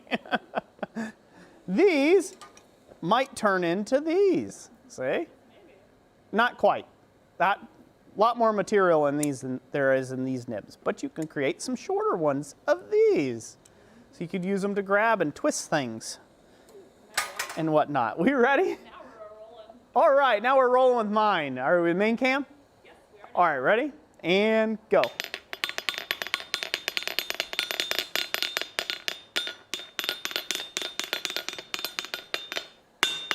Who do we got? We have Alexander Grant with mine. Alexander Grant. They are yours. Congratulations, Alexander. Get with us down in the contact email down below, and we will get these shipped out to you. Oh, thank you for being a part of this whole stream. How many people we got in the stream, Jess?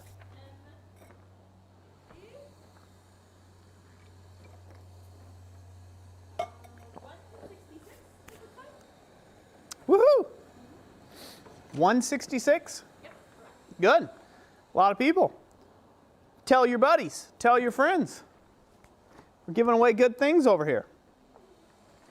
All right. Well, with that note, I'm going to take a quick little recess break, and I'll just turn it over to you.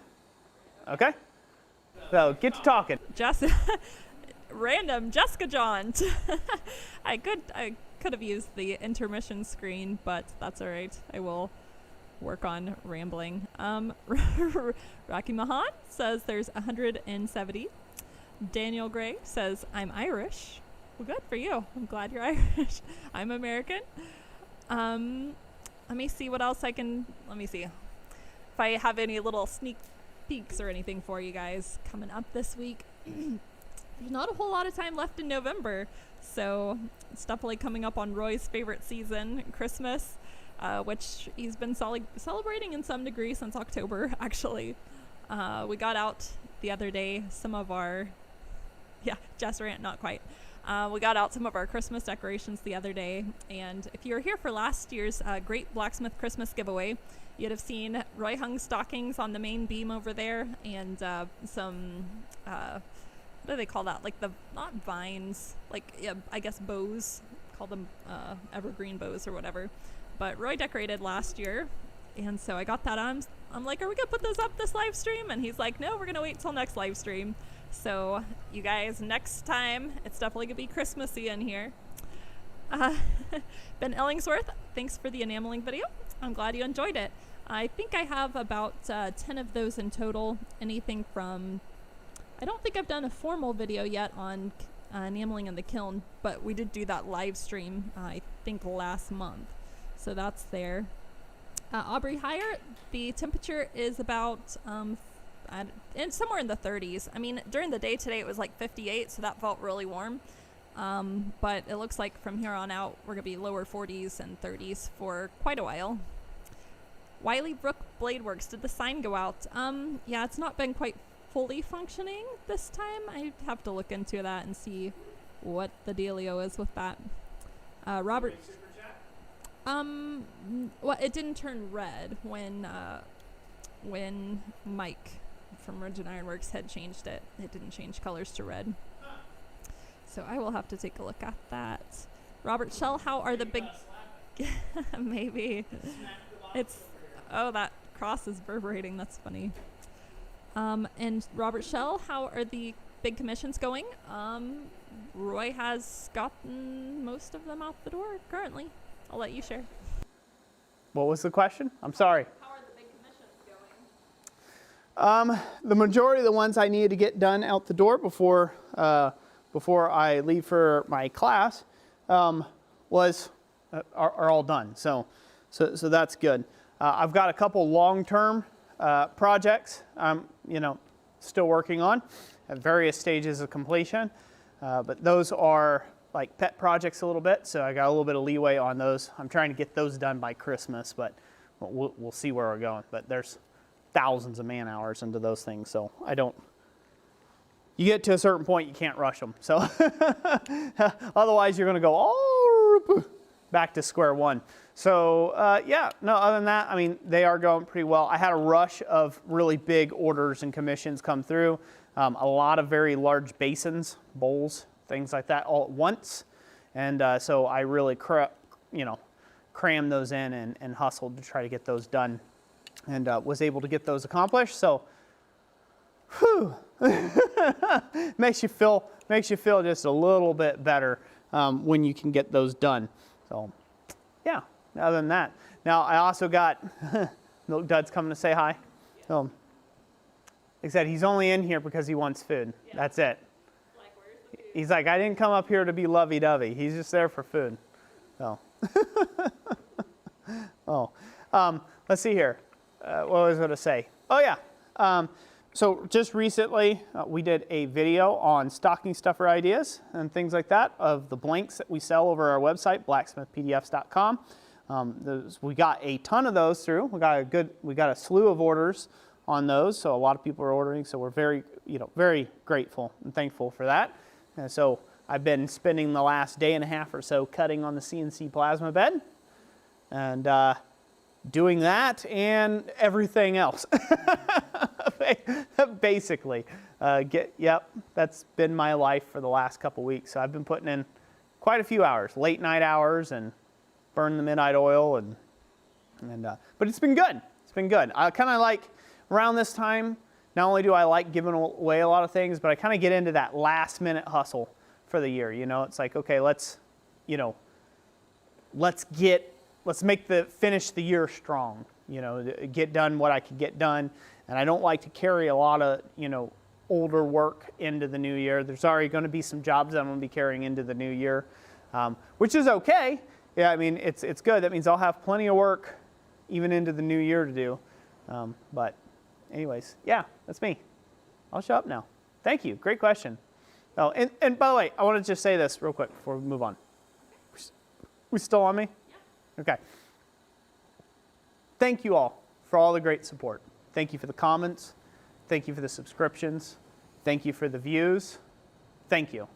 You guys are truly what make this possible. You bless Jessica and I so much. You really do by being here and allow us to do things like this. Again, we wouldn't have a Cure Dash to give away if it wasn't for Whily Rook Blade Works. That was sent to us. Their cost. We didn't pay anything. They sent it to us. Like, that's huge. That they sent us a gift that then we can turn around and give. So, I mean, that's huge. The super chats, they go to paying for the shipping for those items. So it really is a community thing. There is this, it's really cool to see this constantly develop and change over time, where there's like this cycle. It's almost like this cycle of life, and we just happen to be, I don't, what do you want to call us, Jess? We're just kind of like the pot that everybody stirs in, I guess. I don't know. I don't know the right word for it. I mean, we are a part of this thing, but we are just kind of we're a point of reference, so to speak. And it's just kind of cool to see that, see that go on. We've had many generous donations.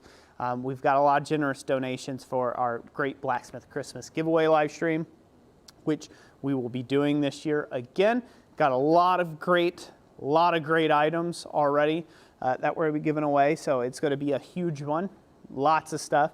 I don't know. We haven't decided yet whether it's going to be a forging stream or not.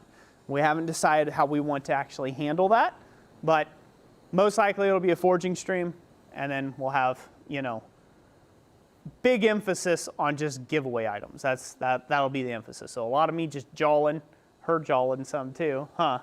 And just, giving away, giving away stuff. So like a big end of the year blast, and then the insanity happens. Us trying to get it to you by Christmas sometime, or a little after Christmas. Who knows? So.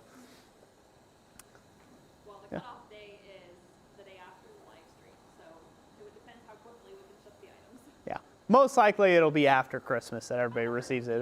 It'll be belated Christmas gifts. That's what it'll be. It'll be by New Year's. You'll receive the items. So, but yeah, it's just. It's a really cool thing. I like doing that. I like to tease Yamez to no end, and all you people out there who like Halloween. Halloween's for the birds, man. Christmas is where it's at. Everybody gets to be gift giving, and that's my own personal opinion. I'm going to receive all sorts of nasty grams, I'm sure.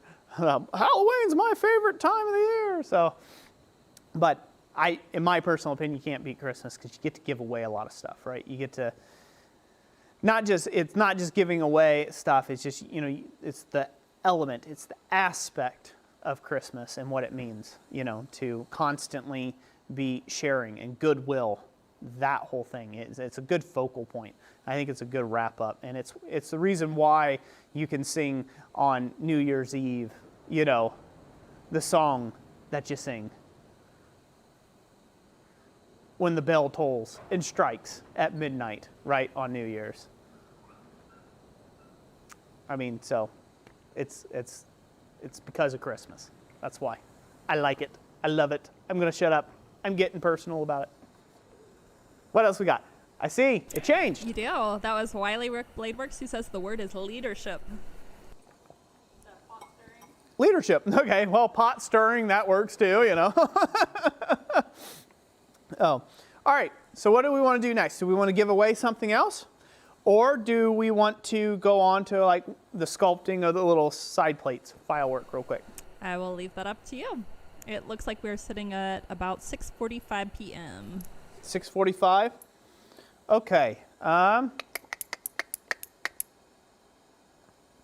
Let's give some more stuff away because by the time I'm done jawling and all that, it's going to be past 7 already. So let's do that, and then I might take, you know, a quick 10 minutes to do this little bit of file work here. So if that sounds good, if no one's tired of hearing my voice just yet. And if they are, too bad. Turn it off. Go somewhere else. So, all right. What do we want to give away this time, Jess? Do we want to do the anvil? Or do we want to do the tongs? We'll do the tong. Why not? Yeah. And then we'll give away the anvil. How's that sound? Everybody excited about that? Yep. She's quiet over there. You guys are either not asking her anything. I was just reminding the last batch of winners. I like to give them all a little shout out in the comments to highlight the name, just to remind them. So I was doing that before the craziness ensues. I see. All right. So, okay. We are going to be giving away these bolt jaw tongs. Bam. Like this. Blanks, I should call them. They're bolt jaw tong blank. Again, made by Ken's Custom Iron, sent to us by Couch Forge Company. So thank you very much for that. We are going to be giving these away. And, yeah. Look, make it a long one. I don't know. I don't want to say. We've used a lot of the good catchphrases for tongs. Spell tong backwards. There you go.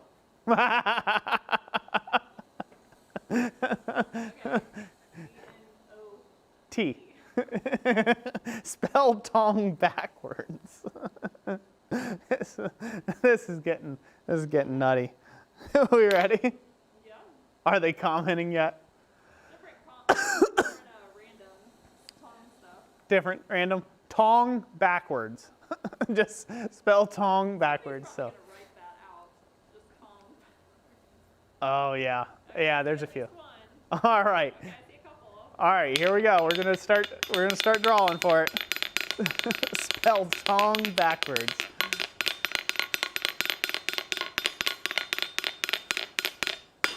Who do we got? I'm trying to decide if misspellings count or not. Hang on.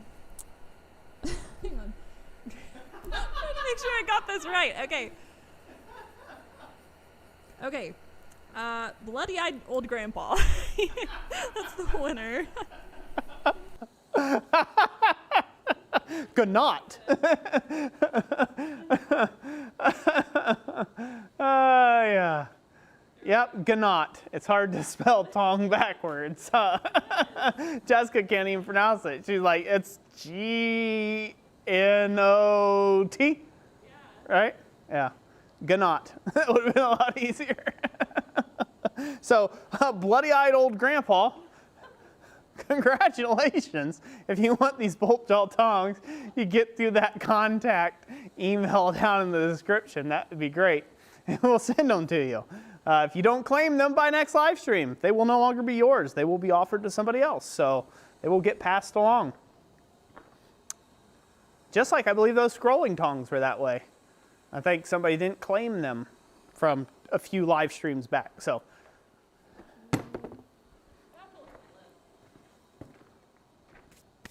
it was a while ago. It was several months ago. Somebody didn't claim it. So there it goes. They get recycled, get upcycled, hopefully. Oh, what a name, Bloody-Eyed Grandpa. I just don't want to know. I just don't want to know. People these days. People these days. All right, so I'm going to entreat people with a little bit of sales gimmickiness. That's what I'm going to do. Yeah. Just because I know I've got your attention. You're waiting on this ANVIL giveaway. And so since I've got your attention, the power of Christ compels you to go over to www.blacksmithpds.com. How's that for an infomercial?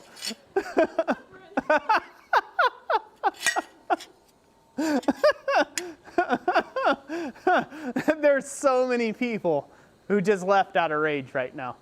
People are burning. They feel like they're melting. Yeah, some thumbs down probably. Some thumbs down. Hold on.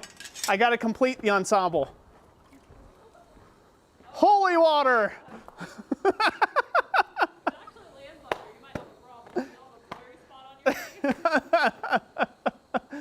I didn't have a container to put my holy water in there, so sorry. All right. I'm going to watch the comments on the replay on this one because I'm sure they're hilarious by now.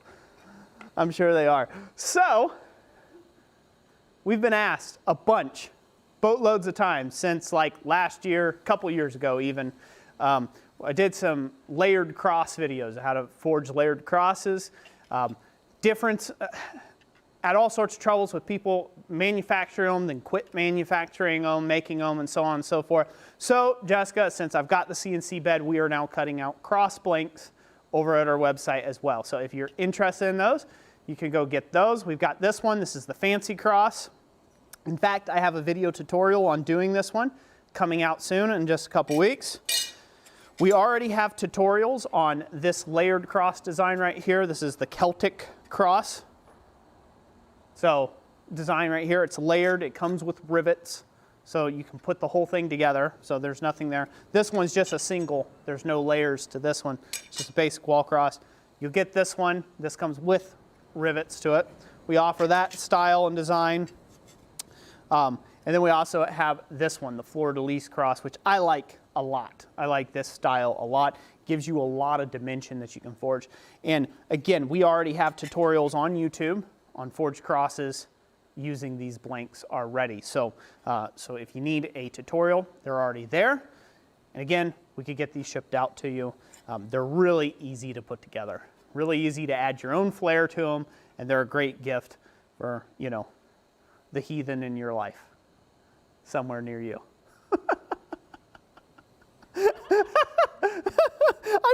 I'm just in it to win it. I'm in it to really irk people today. You know, they're like, he's preaching at me. La, la, la, la, la. Not listening. Brian Neely says, we're not vampires, or at least most of us aren't. Literally, I came up with that power of Christ compels you thing right there and in the moment because I'm like, this is hilarious. I have got to do it. So hopefully it was as funny as what it was in my mind. Rob Huff said he was exactly on our webpage exactly when you said that. So You're like, wait a minute, he's speaking to me. You better watch it. I'll start talking in big generalities that fits everyone. You better watch it. I'll do you in. All right. Show you some other stuff that'll be coming out here soon. So I've done some skillet videos. We can go to camera number 2. Let's go to camera number 2. Boom. Maybe we'll see that. Well, that's really up close. Okay. Let me set this down to one side. So I've got a video coming out on these skillets. So I just finished doing a video on hand forging these skillets here. This is a traditional handle style skillet blank that you can buy over our website, blacksmithpds.com. Bam. All right, like that. And then I also forged and did a tutorial on making a hooktail skillet handle. Blank. You can buy this as a whole kit or just the body itself, just like the other one.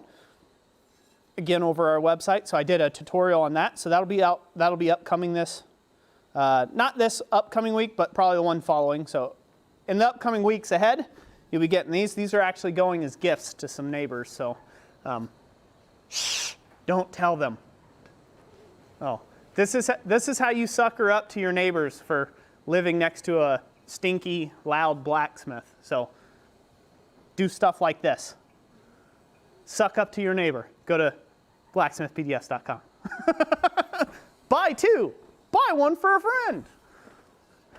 We need like some of those things that people do, those little gifts that like pop up on the screen, like the buy now and only $39.95, and they're not $39.95 either. So. Also, I'll show off these while I'm here. This is kind of like the end of the day tally. I meant to like be smoother about this and like, you know, talk about these throughout the whole stream, but yeah, I just round it all out at the end. We had a couple good rants. I think everybody enjoyed those, so let's go to camera number 2. There we go. So just showing a different texture that you could do, like a ball peen texture.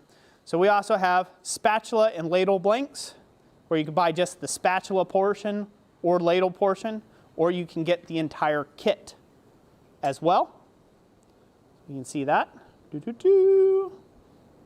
Nicely done. So I've got tutorials coming out on those as well. Oh, the nice thing is, so I've got that one. Let me show the other one real quick before we go to camera number 1. Let me do this. And so there's the hook tail, just with a plain finish. Again. These haven't been fully finished yet, but again, those are going out as Christmas gifts too. So, all right, go back, camera number 1. So the nice thing about if you buy a blank, and I have to say this, now this is gonna sound like, well, sure it is, Roy, sure you're gonna say all these nice things about it because you're making money off of me. And you would be correct, fine sir. It is my hope to make a lot of money off you. Congratulations, you are a smart fella. Or Shelly, or whoever, gal. You're a smart gal or guy out there. You have figured it out. I want to say something real quick about blank work and doing that for those of you that are trying to run your own business, okay? For those of you that are trying to start in blacksmithing, those of you who are trying to get a when I say start in blacksmithing, I'm talking about trying to start to build your blacksmithing business. And I hope this will sink in and will help a lot of people out there, especially during the times that we are living in currently, is that blank work can totally revolutionize your income as a blacksmith. And it had mine for quite a long time. I had one run, and I should have bought more, but I was such a cheapo. I just like, I'll hand cut it myself. And so I was hand cutting out skillets. And again, I've made like 600 skillets. Like right around 500-600 skillets is what I made. I forget. I've lost track at this point. Made a ton of skillets by hand. And I had an order where I had a whole sheet cut up of blanks.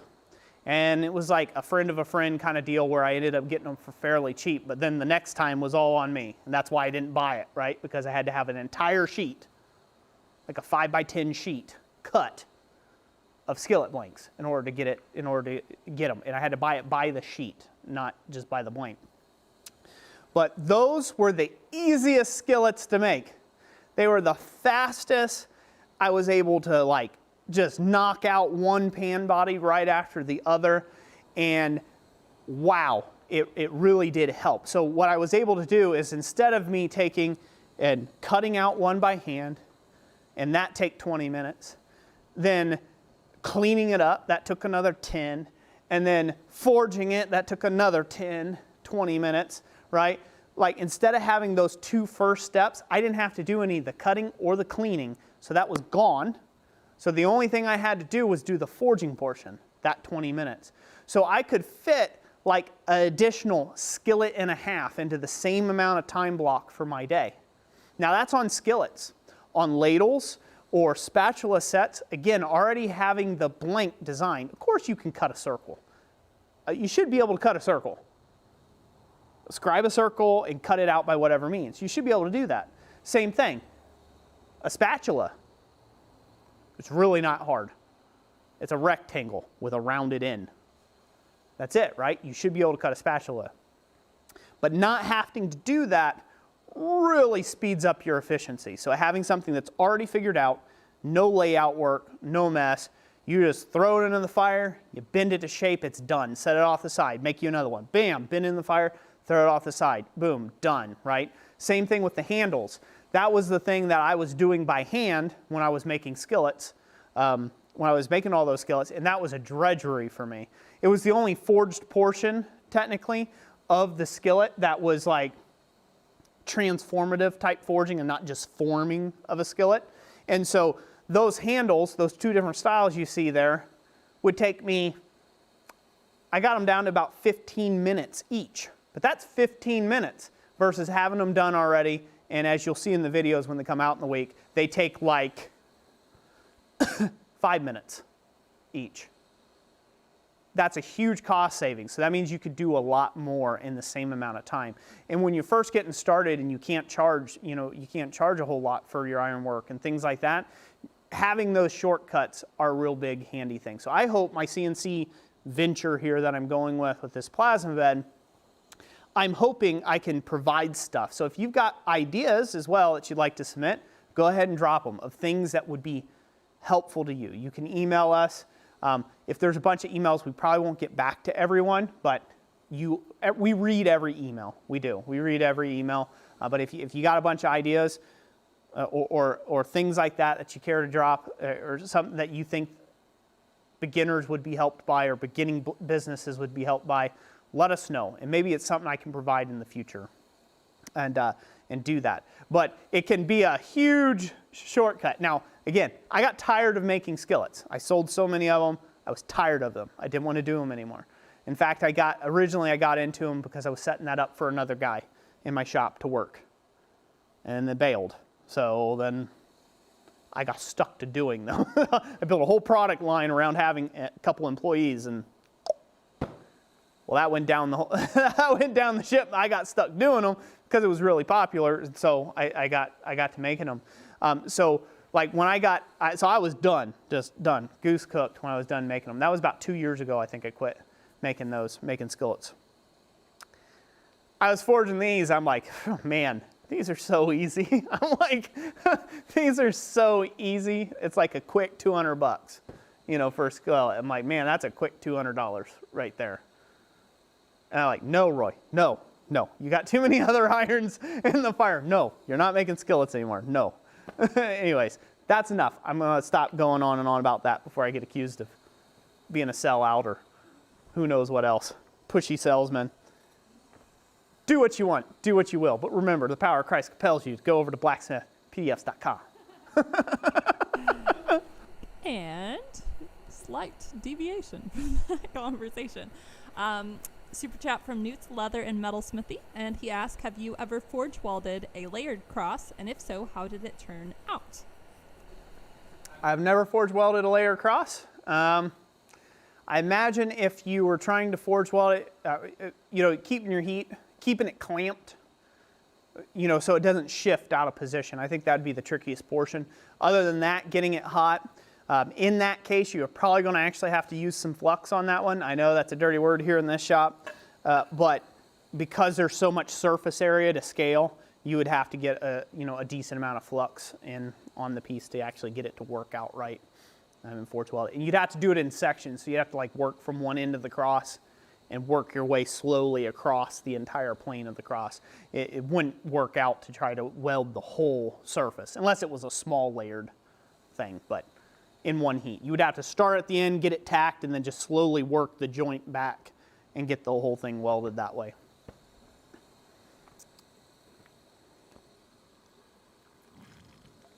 I was checking to see if our numbers have fluctuated. It's about 163 still.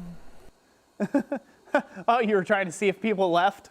Yeah, we're joining. There's like people been commenting all sorts of Anvil stuff, like Anvil's backwards, which reads Livna, and some other stuff. They couldn't care less what I was talking about. They were all zoned out. They're focused. They're honed in. No, they're focusing. They're like, send me an anvil, and then I'll have something to forge your blanks upon.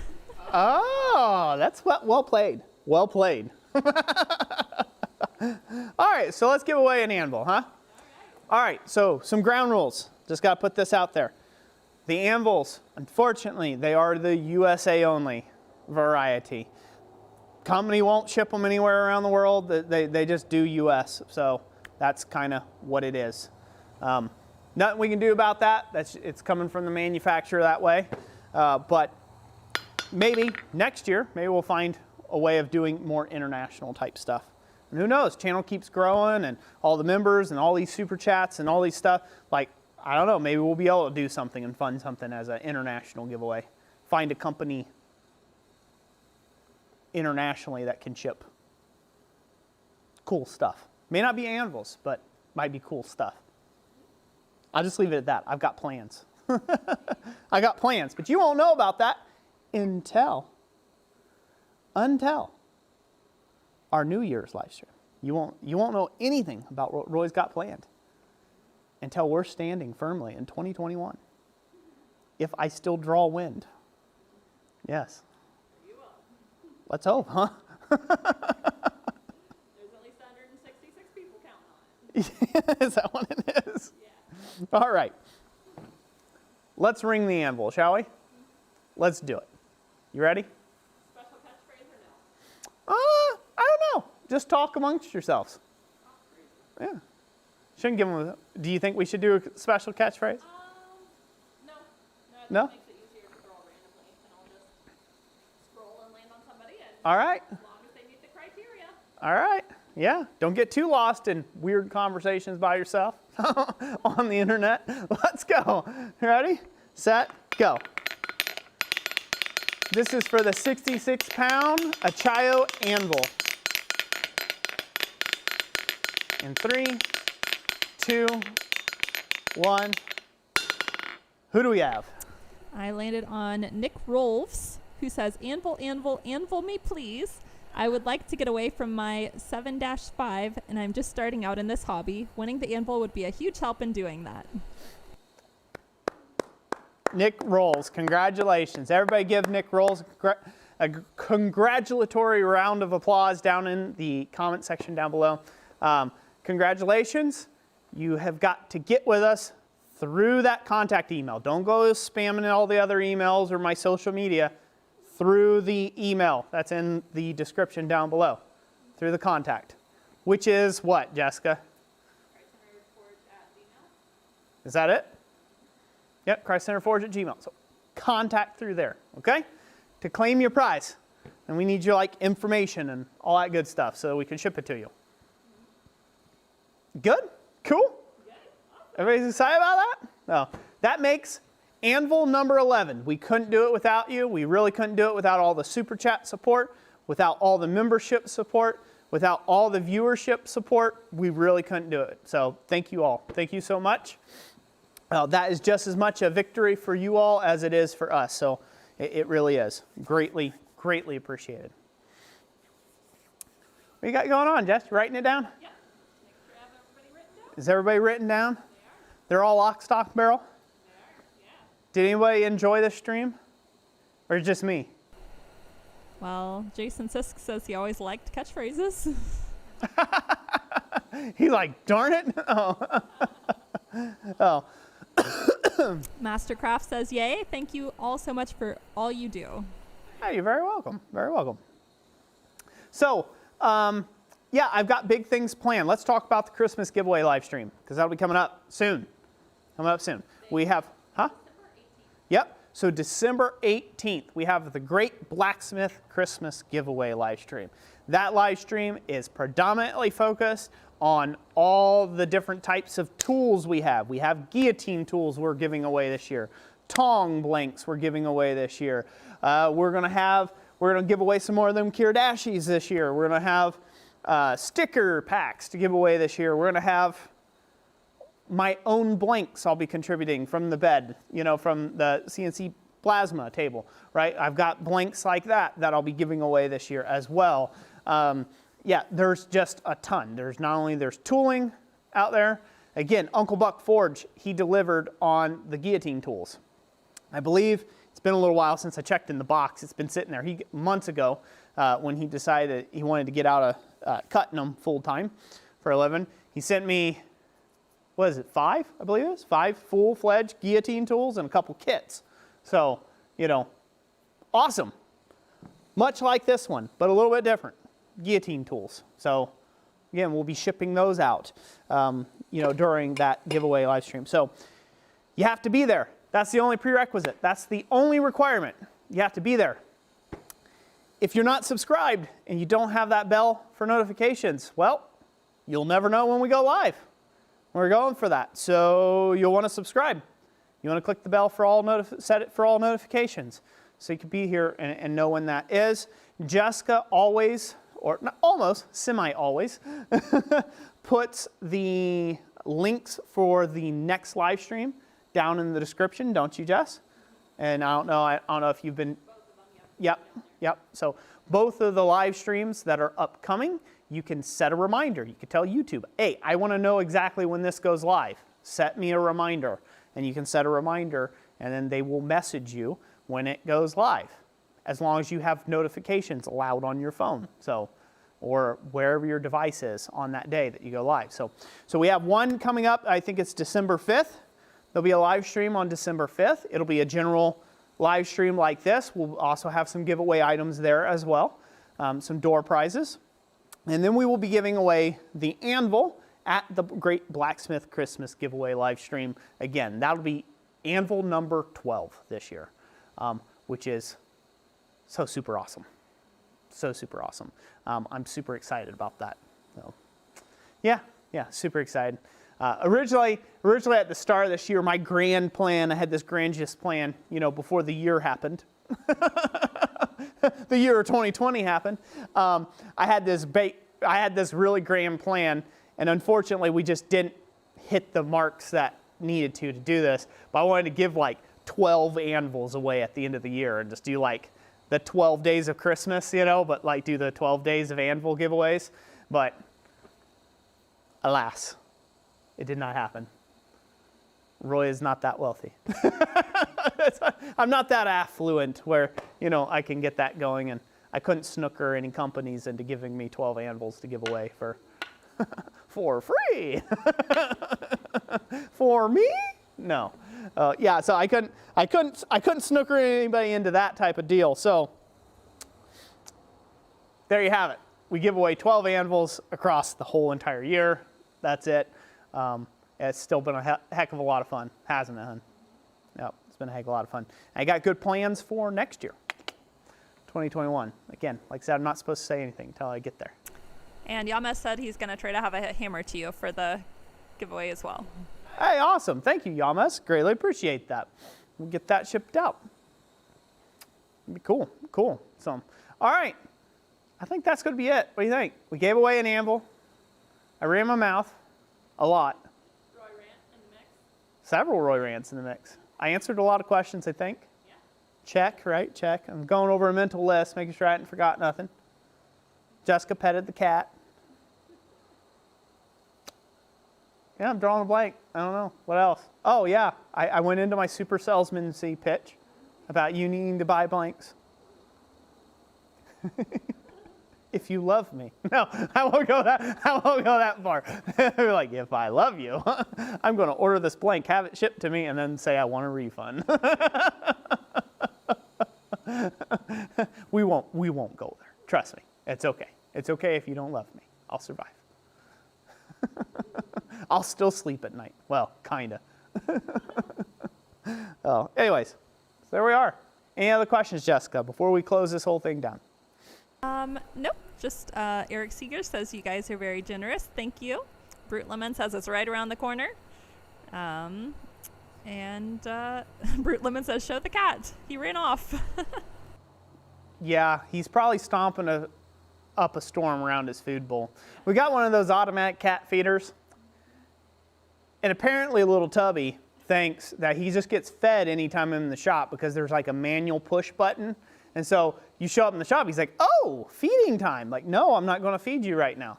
You're like, yes, you will, because I'm going to just stay under your feet until you feed me. So, yeah, I got to break him of that habit. So it's like, we got an automatic feeder, so it feeds you at certain times of the day automatically, and I don't have to do that. But, yeah, bad. So, yeah, so he's one of those, he doesn't care about his humans unless they have food. That's about it. So, all right, we good? Yeah. Sound good? All right. Hey, thank you all so much for joining us. I really hope you guys enjoyed the stream. If you did, let us know by hitting that like button, subscribe, bell for notifications, all that good stuff. Thank you to everyone who supported the stream this evening with super chats, donations, anybody who, purchased plans this week or, blanks or anything like that. It's greatly appreciated, and we do thank you all so much. It allows us to do what we do. Just going to keep on doing it. So I hope everyone has an absolute wonderful weekend and a blessed week. Next week, I really hope everyone has a happy, very happy Thanksgiving and a Merry Christmas too, if you don't happen to get back on the stream. I'm going to start saying it too. Yeah, that's right. Merry Christmas to you, fine people. I'm looking forward to it. So anyways, thank you for being here.